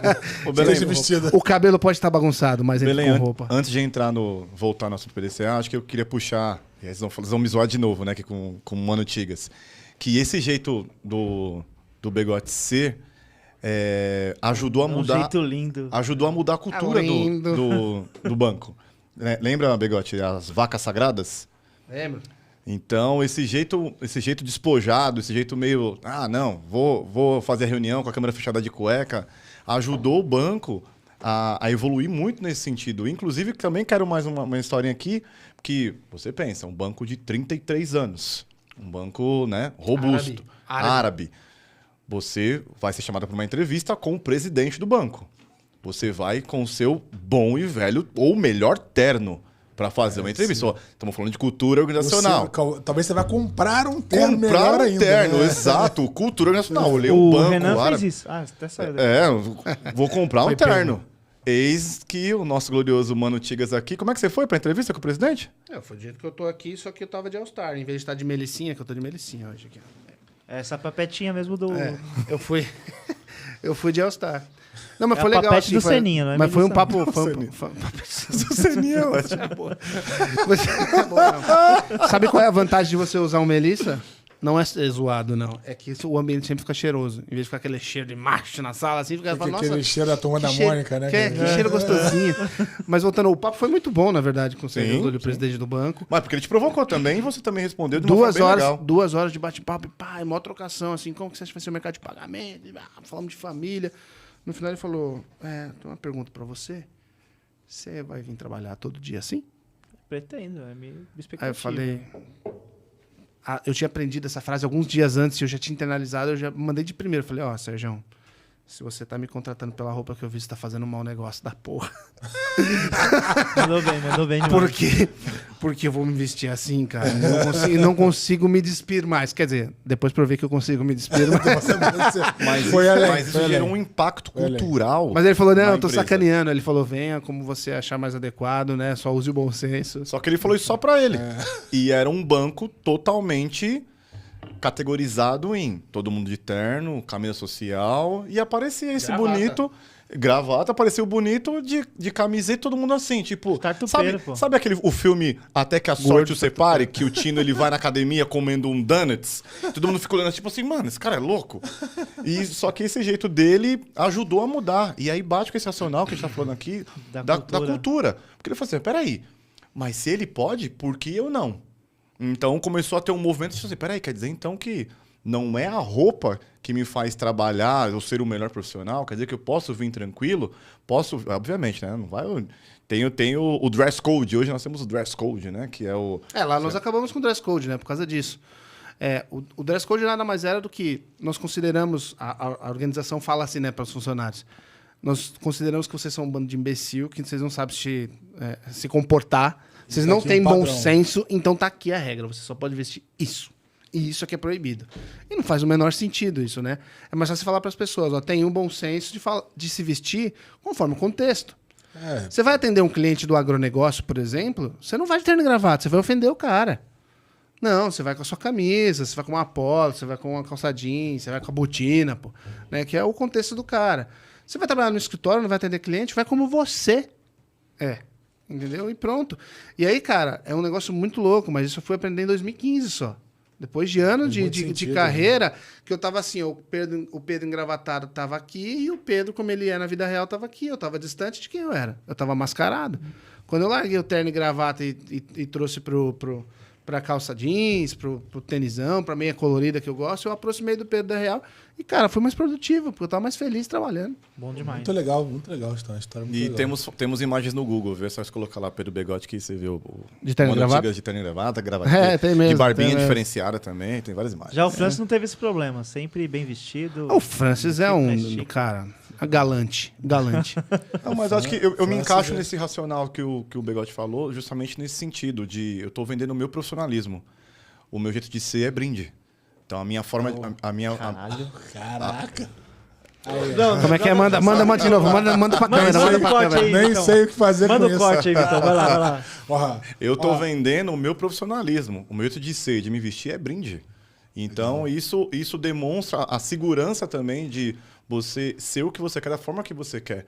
E a minha entrevista com o nosso glorioso Marcão, você é top. Nosso VP, que a entrevista, o Begode me ligou e falou assim, você vai fazer a entrevista aqui com o nosso VP. Tá? Eu falei, pô, legal. Peguei o meu ternão, tal, coloquei. Falei, pô, entrevista no banco, né? Vou de terno. Mano, Mas... Augustinho Carrara ficaria invejado. Mas eu não tirei o meu brinco, eu fui com a minha calça justinha, sapato sem Brinco meia, de tá? pagodeiro, que é aquele brilhante. Brilhante. E ele eu terno a cor. terno azul, daquele estilo. Renan também tava de um terno azul quando chegou na Sul-América. Renan tem um Não. terno. Renan O Renan tem um terno que acho que só 3 pessoas no mundo têm. Ele, o Augustinho ele- Carrara e o Francis. Não, Ah, boa, justo. ele, o Máscara e o Falcão. Tô contigo. Falcão Tem que ser diferente. Ah, tem uma quarta, o Coringa deve ter também. Eu tô contigo. Eu gosto, acho isso mega... Eu acho que é satisfatório você conseguir não se preocupar nesse sentido e você se sentir bem. E a entrevista com o nosso glorioso Marcão foi muito foda. Não tem outra coisa. Porque, tipo, se eu tivesse ali de camiseta ou padrãozinho, whatever. Tipo, o cara tava ali, inclusive deu um pau na minha apresentação. A gente tava num ambiente mais ou menos assim, na nossa sala de reunião. E você fica tenso. Você fala, pô, falando de novo de cultura. Hoje, dependendo da empresa que você vai, você vê um cara de 30 anos que vai fazer sua entrevista. Lá era um padrão, era, né, um homem mais velho, tal, fazendo uma entrevista. E eu ali tentando colocar, mostrar qual era o meu plano, a minha estratégia, né, para até então a gente colocar nosso PMO de pé. E deu um pau, tal, e aí, de novo, a cultura. E como que o C-Level se comporta. Ele estava do outro lado da mesa, aí deu um pau, ele falou assim, esquece. Peraí, levantou, sentou do meu lado, se debruçou e olhou e falou assim, tá, passa aí, vai, passa o slide. Fui, passei, mostrei, falei, a ideia é essa aqui, ele olhou pro Begode e falou assim, e aí? O Begode olhou, ele tá comportadinho aqui, né, porque ele senta com a perna por cima da perna aqui, né, tá Eu bonitinho. tava agora... Pô. E aí ele falou assim, e aí? Ele falou assim, é isso. Falou assim, dá o que ele precisa que vamos começar a rodar. E tipo assim, essa segurança, essa tranquilidade, que também a gente brincava muito lá, brincadeira séria, né? Porque eu falava, caramba, o cara que tá no board, ele tem uma vibe, assim como vocês, é uma vibe tranquila e simples. E às vezes você vê o cara lá, que é o supervisor, o gerente, com uma empáfia gigantesca e não vende a cultura que é vendida no board, que é vendida no C-Level. E aí isso complica para você conseguir alcançar os objetivos que foram traçados. Tem um número, eu não lembro qual é a estatística, mas é que o problema da maioria das empresas está na média gestão, né? Média gestão. Não lembro Esse qual é o aqui foi número, quase um mas- arquivo confidencial do Banco ABC, né? É verdade. Rolou quase Mas do Marcão, sem nomes, sem do nomes. Marcão, do Marcão a gente pode falar. Marcão, vixe Maria, top. No Startup Way fala isso, que o maior problema para a transformação tá na média de gestão. A média de gestão É total. É o problema. E a gente pode trazer até Não o que tema seja- da diversidade também nesse racional também. Sim. Nós tínhamos uma vaga e eu fiz uma entrevista e a pessoa se intitulava como ele, só que tinha um nome, tipo, feminino. Lohane. Tipo, e aí eu tinha que falar assim, o Lohane, por exemplo. E só que, naturalmente, eu acabava falando assim, não, porque a Lohane tá aqui com a gente, tal, não sei o quê. E, num dado momento, a pessoa foi me corrigir. E falou assim, Francis, eu queria deixar bem claro pra você aqui que eu sou X. Eu falei, e? Disse, não sei se você percebeu. Eu falei, mas pra mim não importa se você vai estar de saia ou de calça. Você entrega, você desenrola. Eu posso deixar um problema com você, você me ajudar a construir a solução. Muito mais entrega, menos cerimônias, né? Todo esse racional, ou o que você está vestindo. Se você está de cabelo comprido, de cabelo curto, de calça ou de saia, pra mim, whatever. Você entrega. Então, às vezes, a pessoa do outro lado está mais preocupada com isso, e a pessoa que está aqui querendo resolver, e pessoas que nos cercar de pessoas que nos ajudem a construir soluções e resolver problema, a pessoa preocupada mais com essas outras coisas. Então, isso foi uma experiência bem interessante para mim, que até então foi uma situação diferente, que até então eu nunca tinha passado por isso. E depois que acabou a entrevista, eu fiquei refletindo, falei, caramba, como que você, nesse racional cultural que nós estamos vivendo hoje, quando você vai fazer uma entrevista, ou quando você vai fazer um scout de talentos, quando acontece isso, o que você faz? Ali, para mim, foi uma experiência bem diferente. Esse é o tipo de coisa que é importante buscar, inclusive, capacitação, né? Porque, às vezes, a gente é ignorante, né, na forma de tratar certas coisas. Agora Viciado, eu quero... né? Viciado por uma cultura que a gente simplesmente ingeriu. Ele falou agora há pouco das vacas sagradas. Vacas sagradas, você já ouviu falar que vaca na Índia é sagrada, Sim, né? sim. Você sabe por que é sagrada? Não. Só sei que... Isso aí. Assim como vários sei que é uma comportamentos pena. e regras nas organizações que ninguém sabe por que existe. É. A gente não sabe. Então, existem vacas sagradas dentro da organização que a gente precisa descobrir quais são elas e matar essas vacas sagradas, porque não faz sentido existir vaca sagrada. A gente tem que saber por que ela é sagrada. Eu conheci um indiano que ele... Dress code é uma delas. Eu Por que conheci tem um dress indiano code? que ele comia Tem que carne. calar, né? Mas Aí- é que ele come carne que não é deles, né? Aí ele perguntei pra ele, cara, mas tá comendo carne? Não, mas é sagrado lá, cara. Exato. Mas é isso mesmo. É isso mesmo. Maluco, né? Enfim, agora eu quero juntar toda essa discussão que a gente tá tendo aqui, das sopas de letrinhas, né? Sobre o conceito ágil, sobre transformação, sobre estratégia e tudo mais. Zé, cara, você viveu bastante todo esse movimento de transformação, agora de eficiência, das construções de times. Você passou por uma série de momentos de carreira e de transformação das empresas. Cara, conta pra gente assim, como que você enxerga o futuro, assim, uma vez que a agilidade, esse buzz, já não se discute mais, assim, eu vejo menos discussões, a discussão cada vez mais agora é sobre gerar resultados e resolver problemas. Como que você enxerga? Quais são as tendências que você enxerga? E depois eu passo aí pros demais em relação a esse tema, né? Resolver problemas, uma vez que essa discussão mundo pós-transformação, ela vem passando, né? Sim. Cara, falar de futuro é complicado, né? O futuro é logo ali, Zé? É logo ali, mas... Escolhe o seu. Escolhe o sei. seu. Opa, isso aí ficou legal, hein? Vou escolher uma perspectiva O para... futuro é assim, né? Escolhe o seu. Vou escolher E uma cria. perspectiva para tratar. Mas se tem uma coisa que eu acho que a gente não vai ter como evitar é que o futuro ele é sobre otimização e sobre reinvenção. Né? É sobre otimização porque a gente está vivendo um cenário em que a gente tem uma guerra acontecendo, não dá para negar, e por mais que existam outras guerras acontecendo ao redor do mundo, uma guerra na Europa sempre é algo marcante. E isso afeta o mundo inteiro. Então, no fim das contas, isso é um elemento extremamente importante. A gente está vivendo um cenário de recessão nos Estados Unidos, o que impacta muito o mercado mundial. A gente está falando de uma economia que é gigantesca. E, no fim das contas, isso reflete no mercado. Você olha aí para o comportamento, por quanto os VCs, como os bancos estão se comportando agora em relação à questão da avaliação de risco, né? De como aplicar o seu dinheiro olhando para Ser o mais eficiente essa versão. E existe, inclusive, uma estatística do próprio IDC que diz que nos últimos anos crescimento, orientação a vendas eram os elementos que estavam no topo da lista dos elementos de decisão dos grandes CEOs. Já está posto que eficiência é o elemento que está em voga. Assim, tá todo mundo olhando para a eficiência, como rever, etc. E a reboque disso, né, aí você vê, tem um grande movimento de eficiência, um grande movimento de tecnologias que visam aumentar a eficiência, aumentar a escala, potencializar a capacidade computacional, potencializar a capacidade de atendimento, potencializar tudo, né? Você está olhando para como fazer mais com menos. Isso dispara automaticamente uma necessidade grande de que as pessoas, que os seres humanos, eles têm uma necessidade de ressignificar a forma como elas fazem as coisas. Então, aquele cara que era um atendente, que eventualmente vai olhar, por exemplo, para uma inteligência artificial e vai dizer, cara, esse negócio vai tomar o meu emprego, ele vai precisar ressignificar o trabalho dele. Aquele cara que faz algo repetitivo, vai precisar ressignificar o trabalho dele. Eu acho que uma tendência grande para o futuro é que atividades repetitivas deixem de existir, e cada vez mais isso deve acontecer, e eu vejo, minha aposta é que isso vai acelerar cada vez mais. E assim, a gente obviamente, o próprio cenário da guerra e dessa situação é mais uma sazonalidade mundial, mas eu vejo que uma tendência forte é que a gente evolua de forma acelerada no aspecto de que atividades repetitivas e que tem grande carga operacional deixem de existir em detrimento de coisas que sejam mais... o que demandem mais uma... Segura, você tá quase falando aquela palavra que não pode falar, que todo mundo tá falando.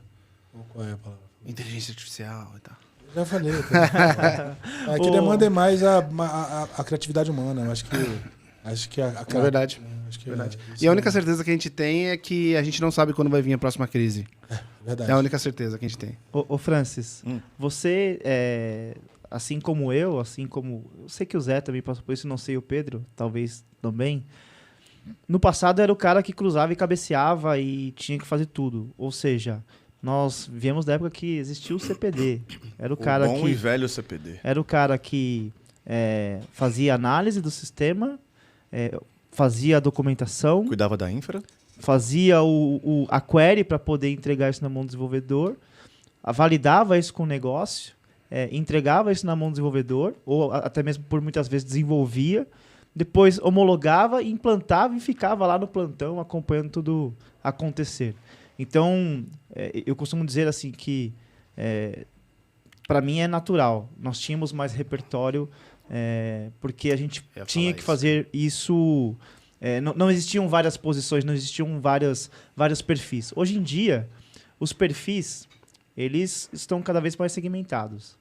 É bom, né, porque você consegue dar foco, mas é ruim também porque tem menos repertório. Nesta linha que a gente está falando sobre otimização, sobre eficiência, como que você enxerga, por exemplo, os profissionais que estão se especializando efetivamente em um único framework, estão se especializando em um único assunto? Como que você só pro vê Francis isso? ou eu posso Não, vocês dois. Tô louco pra falar boa. disso. Eu te passo a bola. Vai lá, Pedro. A necessidade faz o profissional, né? Colocando o ponto que você... Para quem não sabe, pessoal, eu e o Rafa, nós trabalhamos juntos por um bom tempo e o Rafa começou comigo como estagiário. Isso daqui é bem legal falar, hein, Rafa? Falei Rafa, mas o nome dele é Beleno, tá, gente? Então, Rafa... Quantos anos você tem?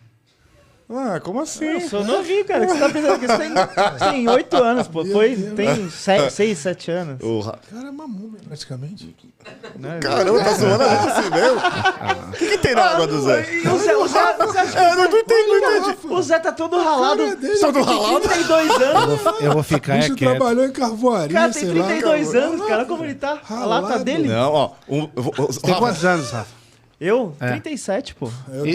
Eu dava 68 fácil. Nossa pode dizer, 68. Não, 68 fácil. eu e o Rafa, o Rafa, nós inventamos uma música, porque na época que a gente trabalhou junto, pariu. a gente tinha o... Eu não lembro não, Fran. Não, lembra assim? Olha o caminho que a gente tá entrando, A gente velho. tinha o... Acabou. Não, Acabou isso aqui eu tenho que episódio, falar. Valeu, obrigado aí. A gente tem que falar. A gente tinha o proxy, porque na época até então, a essa internet é legal estava comentar. descontrolada. Qualquer um entrava lá, www lá, YY O BBB vídeos, tava em alta nessa e época. tava lá daquele jeito. Aí a gente falou assim, a gente tem que dar um jeito de controlar isso aqui. Então vamos criar um proxy.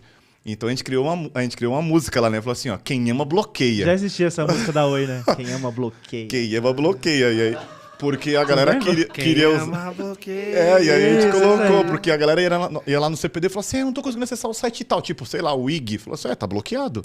E a gente pegou, a gente comprou uma lista de blacklist de sites e a gente implantou um proxy lá que era uma máquina com um disquete, Coyote, lembrei agora. Nossa, fui longe. Linux Coyote, era um Linux Coyote. Então, assim, é porque dorme no sereno às vezes, entendeu, Zé? Por isso que ele aparenta um pouquinho. Ele trabalhou, acho que ele trabalhou. Mina de sal. Carvoaria, cortando cana. Acho que foi isso, sol. Cara, isso foi em 2006. Eu não sei.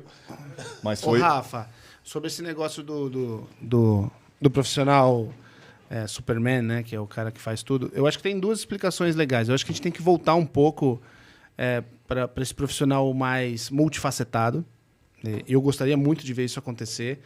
E não é por conta de, eu não gosto que tenha várias ramificações de expertise e tal, porque eu acho que tem um significado para isso, que eu também gostaria de falar. Mas eu gostaria que tivesse esse profissional mais completo, por conta que a sociedade demanda isso. Você falou sobre a reinvenção do ser humano. Cara, acabou o cara que só passa a fita na caixa no final do empacotamento, entendeu? O cara tem que saber dobrar o papelão, ele tem que... A mesma coisa é o seguinte, antigamente a gente tinha um profissional o profissional, que ele ia para uma universidade para aprender uma profissão, uma vertical, ele era especializado numa coisa. Aí passou um tempo, a galera falou assim, não, mas o cara que está se destacando é o cara que é especializado, mas ele consegue ter um genérico de tudo e tal. Geralmente esse cara virava o executivo da empresa, né? O chefe e tal. Que ele Verdade. Né? O cara conseguia sentar na mesa dos mocinhos lá e trocar uma ideia com todo mundo. Depois a gente vê a ascensão dos profissionais M-Shapes, né? Que é o cara que tem várias verticais de conhecimento. Então, é o cara que é um técnico audiovisual, que é músico e que também tem uma expertise de tecnologia. Esse cara montou um canal, um podcast que fala sobre N e outras coisas. Somou verticais. Esse é o profissional legal, porque que é o que tentaram chamar de full stack, né? No desenvolvimento, é o cara que manja de tudo um pouco ali da stack tecnológica. Eu gostaria de ver de volta os bons profissionais que eu conheço, aqueles que você fala assim, cara, esse aqui eu brigo o centavo que for para ele ficar aqui, são caras que têm várias verticais de conhecimento e ele acaba agregando isso naturalmente no dia a dia. Coloca o adendo sobre o momento de mercado mesmo. Cara, a gente precisa de mais eficiência. Exato. Não, essa ressignificação, e hoje assim, você pega... A gente tem um time de laboratório lá e a galera tá toda empolgada com os negócios da inteligência artificial e tal. E já tá todo mundo montando o seu próprio Copilot ali. Antes que saia alguma coisa mais legal, eles estão montando. Então a turma não tá nem consultando QA mais. Tá metendo os testes lá, botando o bot para fazer. Para acontecer. Já vai fazendo e vai rodando. E eu vou continuar aqui. Me ajuda nesse código, melhora. E vai. Então assim, a galera já tá incrementando... com ferramental o nível de conhecimento que eles nem precisam adquirir mais, porque já tem uma ferramenta que está ajudando. Mas eu acho que essa segmentação, tem o QA, tem o Tech Lead, tem o Scrum Master, não sei o quê, eu acho que ele veio muito por conta da necessidade de industrializar a formação. E a gente chegou num momento da sociedade mundial que estava faltando profissionais técnicos. E aí começou a pipocar. Curso para tudo que é lado. E a galera vai segmentando justamente para fazer essa formação. Se você for... Vocês todos trabalham com tecnologia, tem uns 80% de segmentação de cargo, de função, que na verdade poderiam estar dentro de um cara só. Esse é meu ponto. Né? Poderia estar dentro de um cara só. Mas eu acho que tem uma... Assim como a escola hoje é industrializada, porque lá em 1800 a gente precisava ter formação. Né? Se você voltar para... A escola de hoje é igual de uma indústria, né? Vocês já ouviram isso? Fazem série, é isso mesmo. Em série, toca um sino para entrar, um sino pro recreio para comer, um sino para sair. Não é isso? Entra matéria-prima diferente, sai todo mundo com o mesmo conhecimento no final. Depois. Você quer ensinar do mesmo jeito pessoas diferentes, né? Hoje a gente fala, nossa, que bosta, né? Nosso ensino é industrializado. Mas houve uma época em que as pessoas não tinham acesso a essa educação. Era só os nobres que tinham.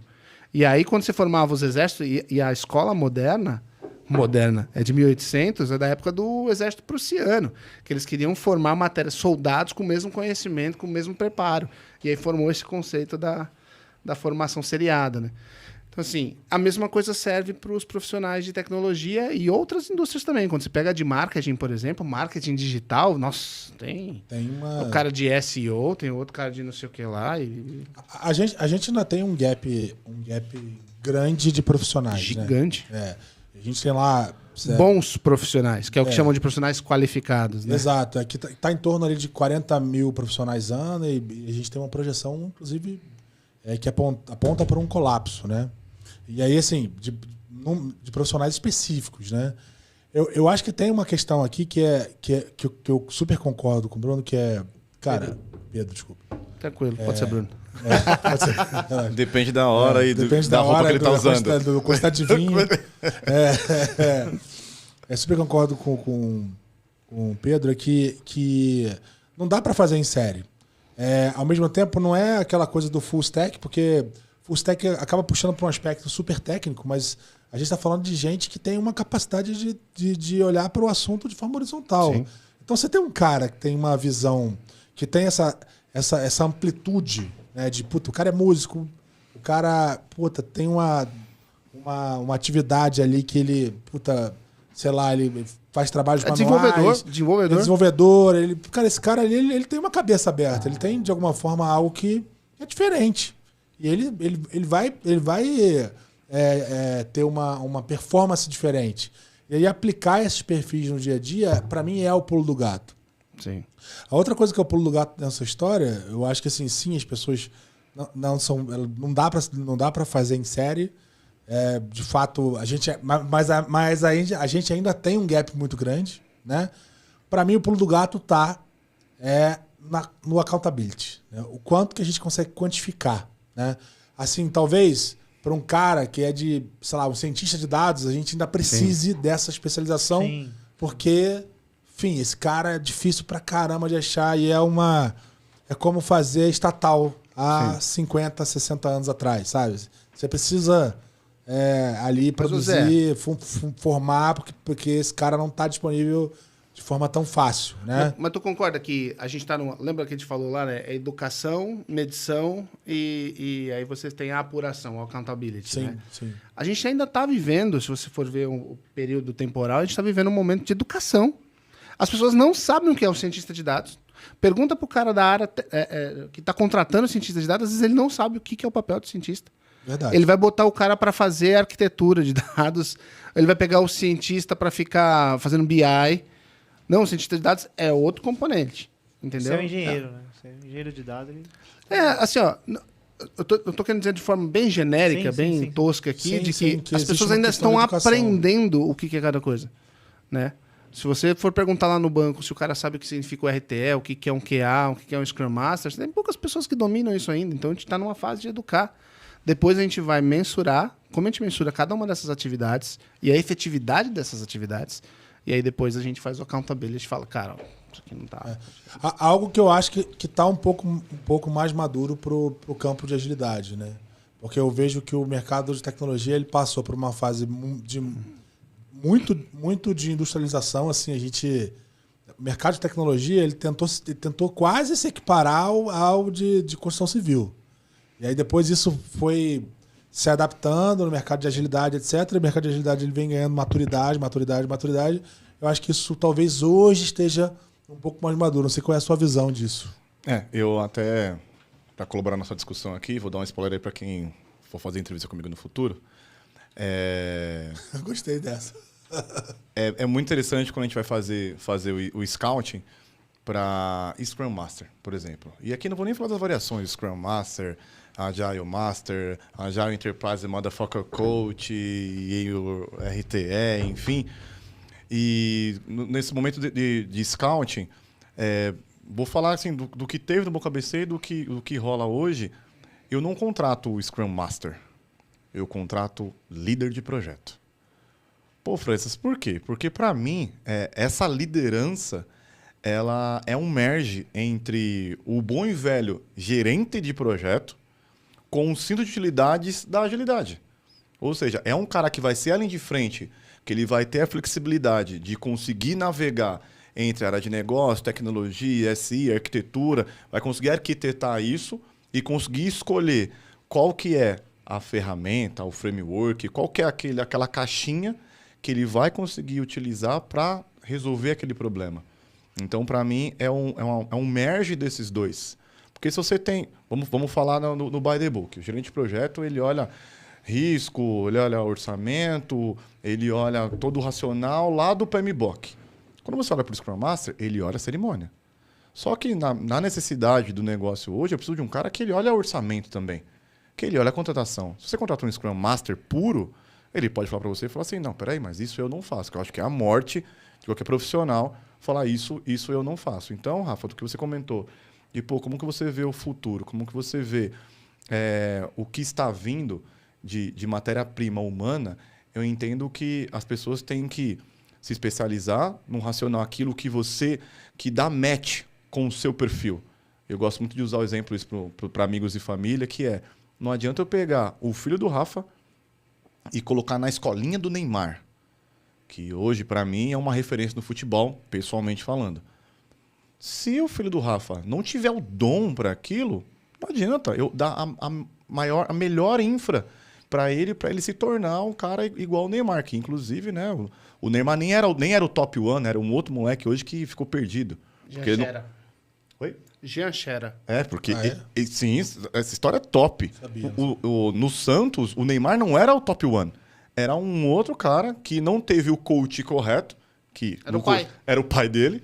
Quando foi contratar ele não aceitou o valor, achava que o filho dele valia mais. O Santos falou assim, pode sair por ali. E ele falou, beleza, vou levar meu filho para outro lugar. O pai mandou ele pro Genoa, na Itália, um negócio assim. Aí depois voltou no Flamengo, aí não deu certo no Flamengo, aí não deu nada certo. Então, Você vê, não é nem só o dom, né? Tem uma série de é esse racional. Eu não acredito muito em dom, tá ligado? Eu acho que se você nasce com uma aptidão, né? Você acha com alguma facilidade, às vezes genética para alguma coisa, né? E aí envolvendo tudo, tá? Às vezes o cara é músico, ou ele vai se tornar músico, ele não é músico, mas ele nasceu com ouvido absoluto. E que é uma puta diferença para quem é músico, se você tem ouvido absoluto. E é uma condição genética, né?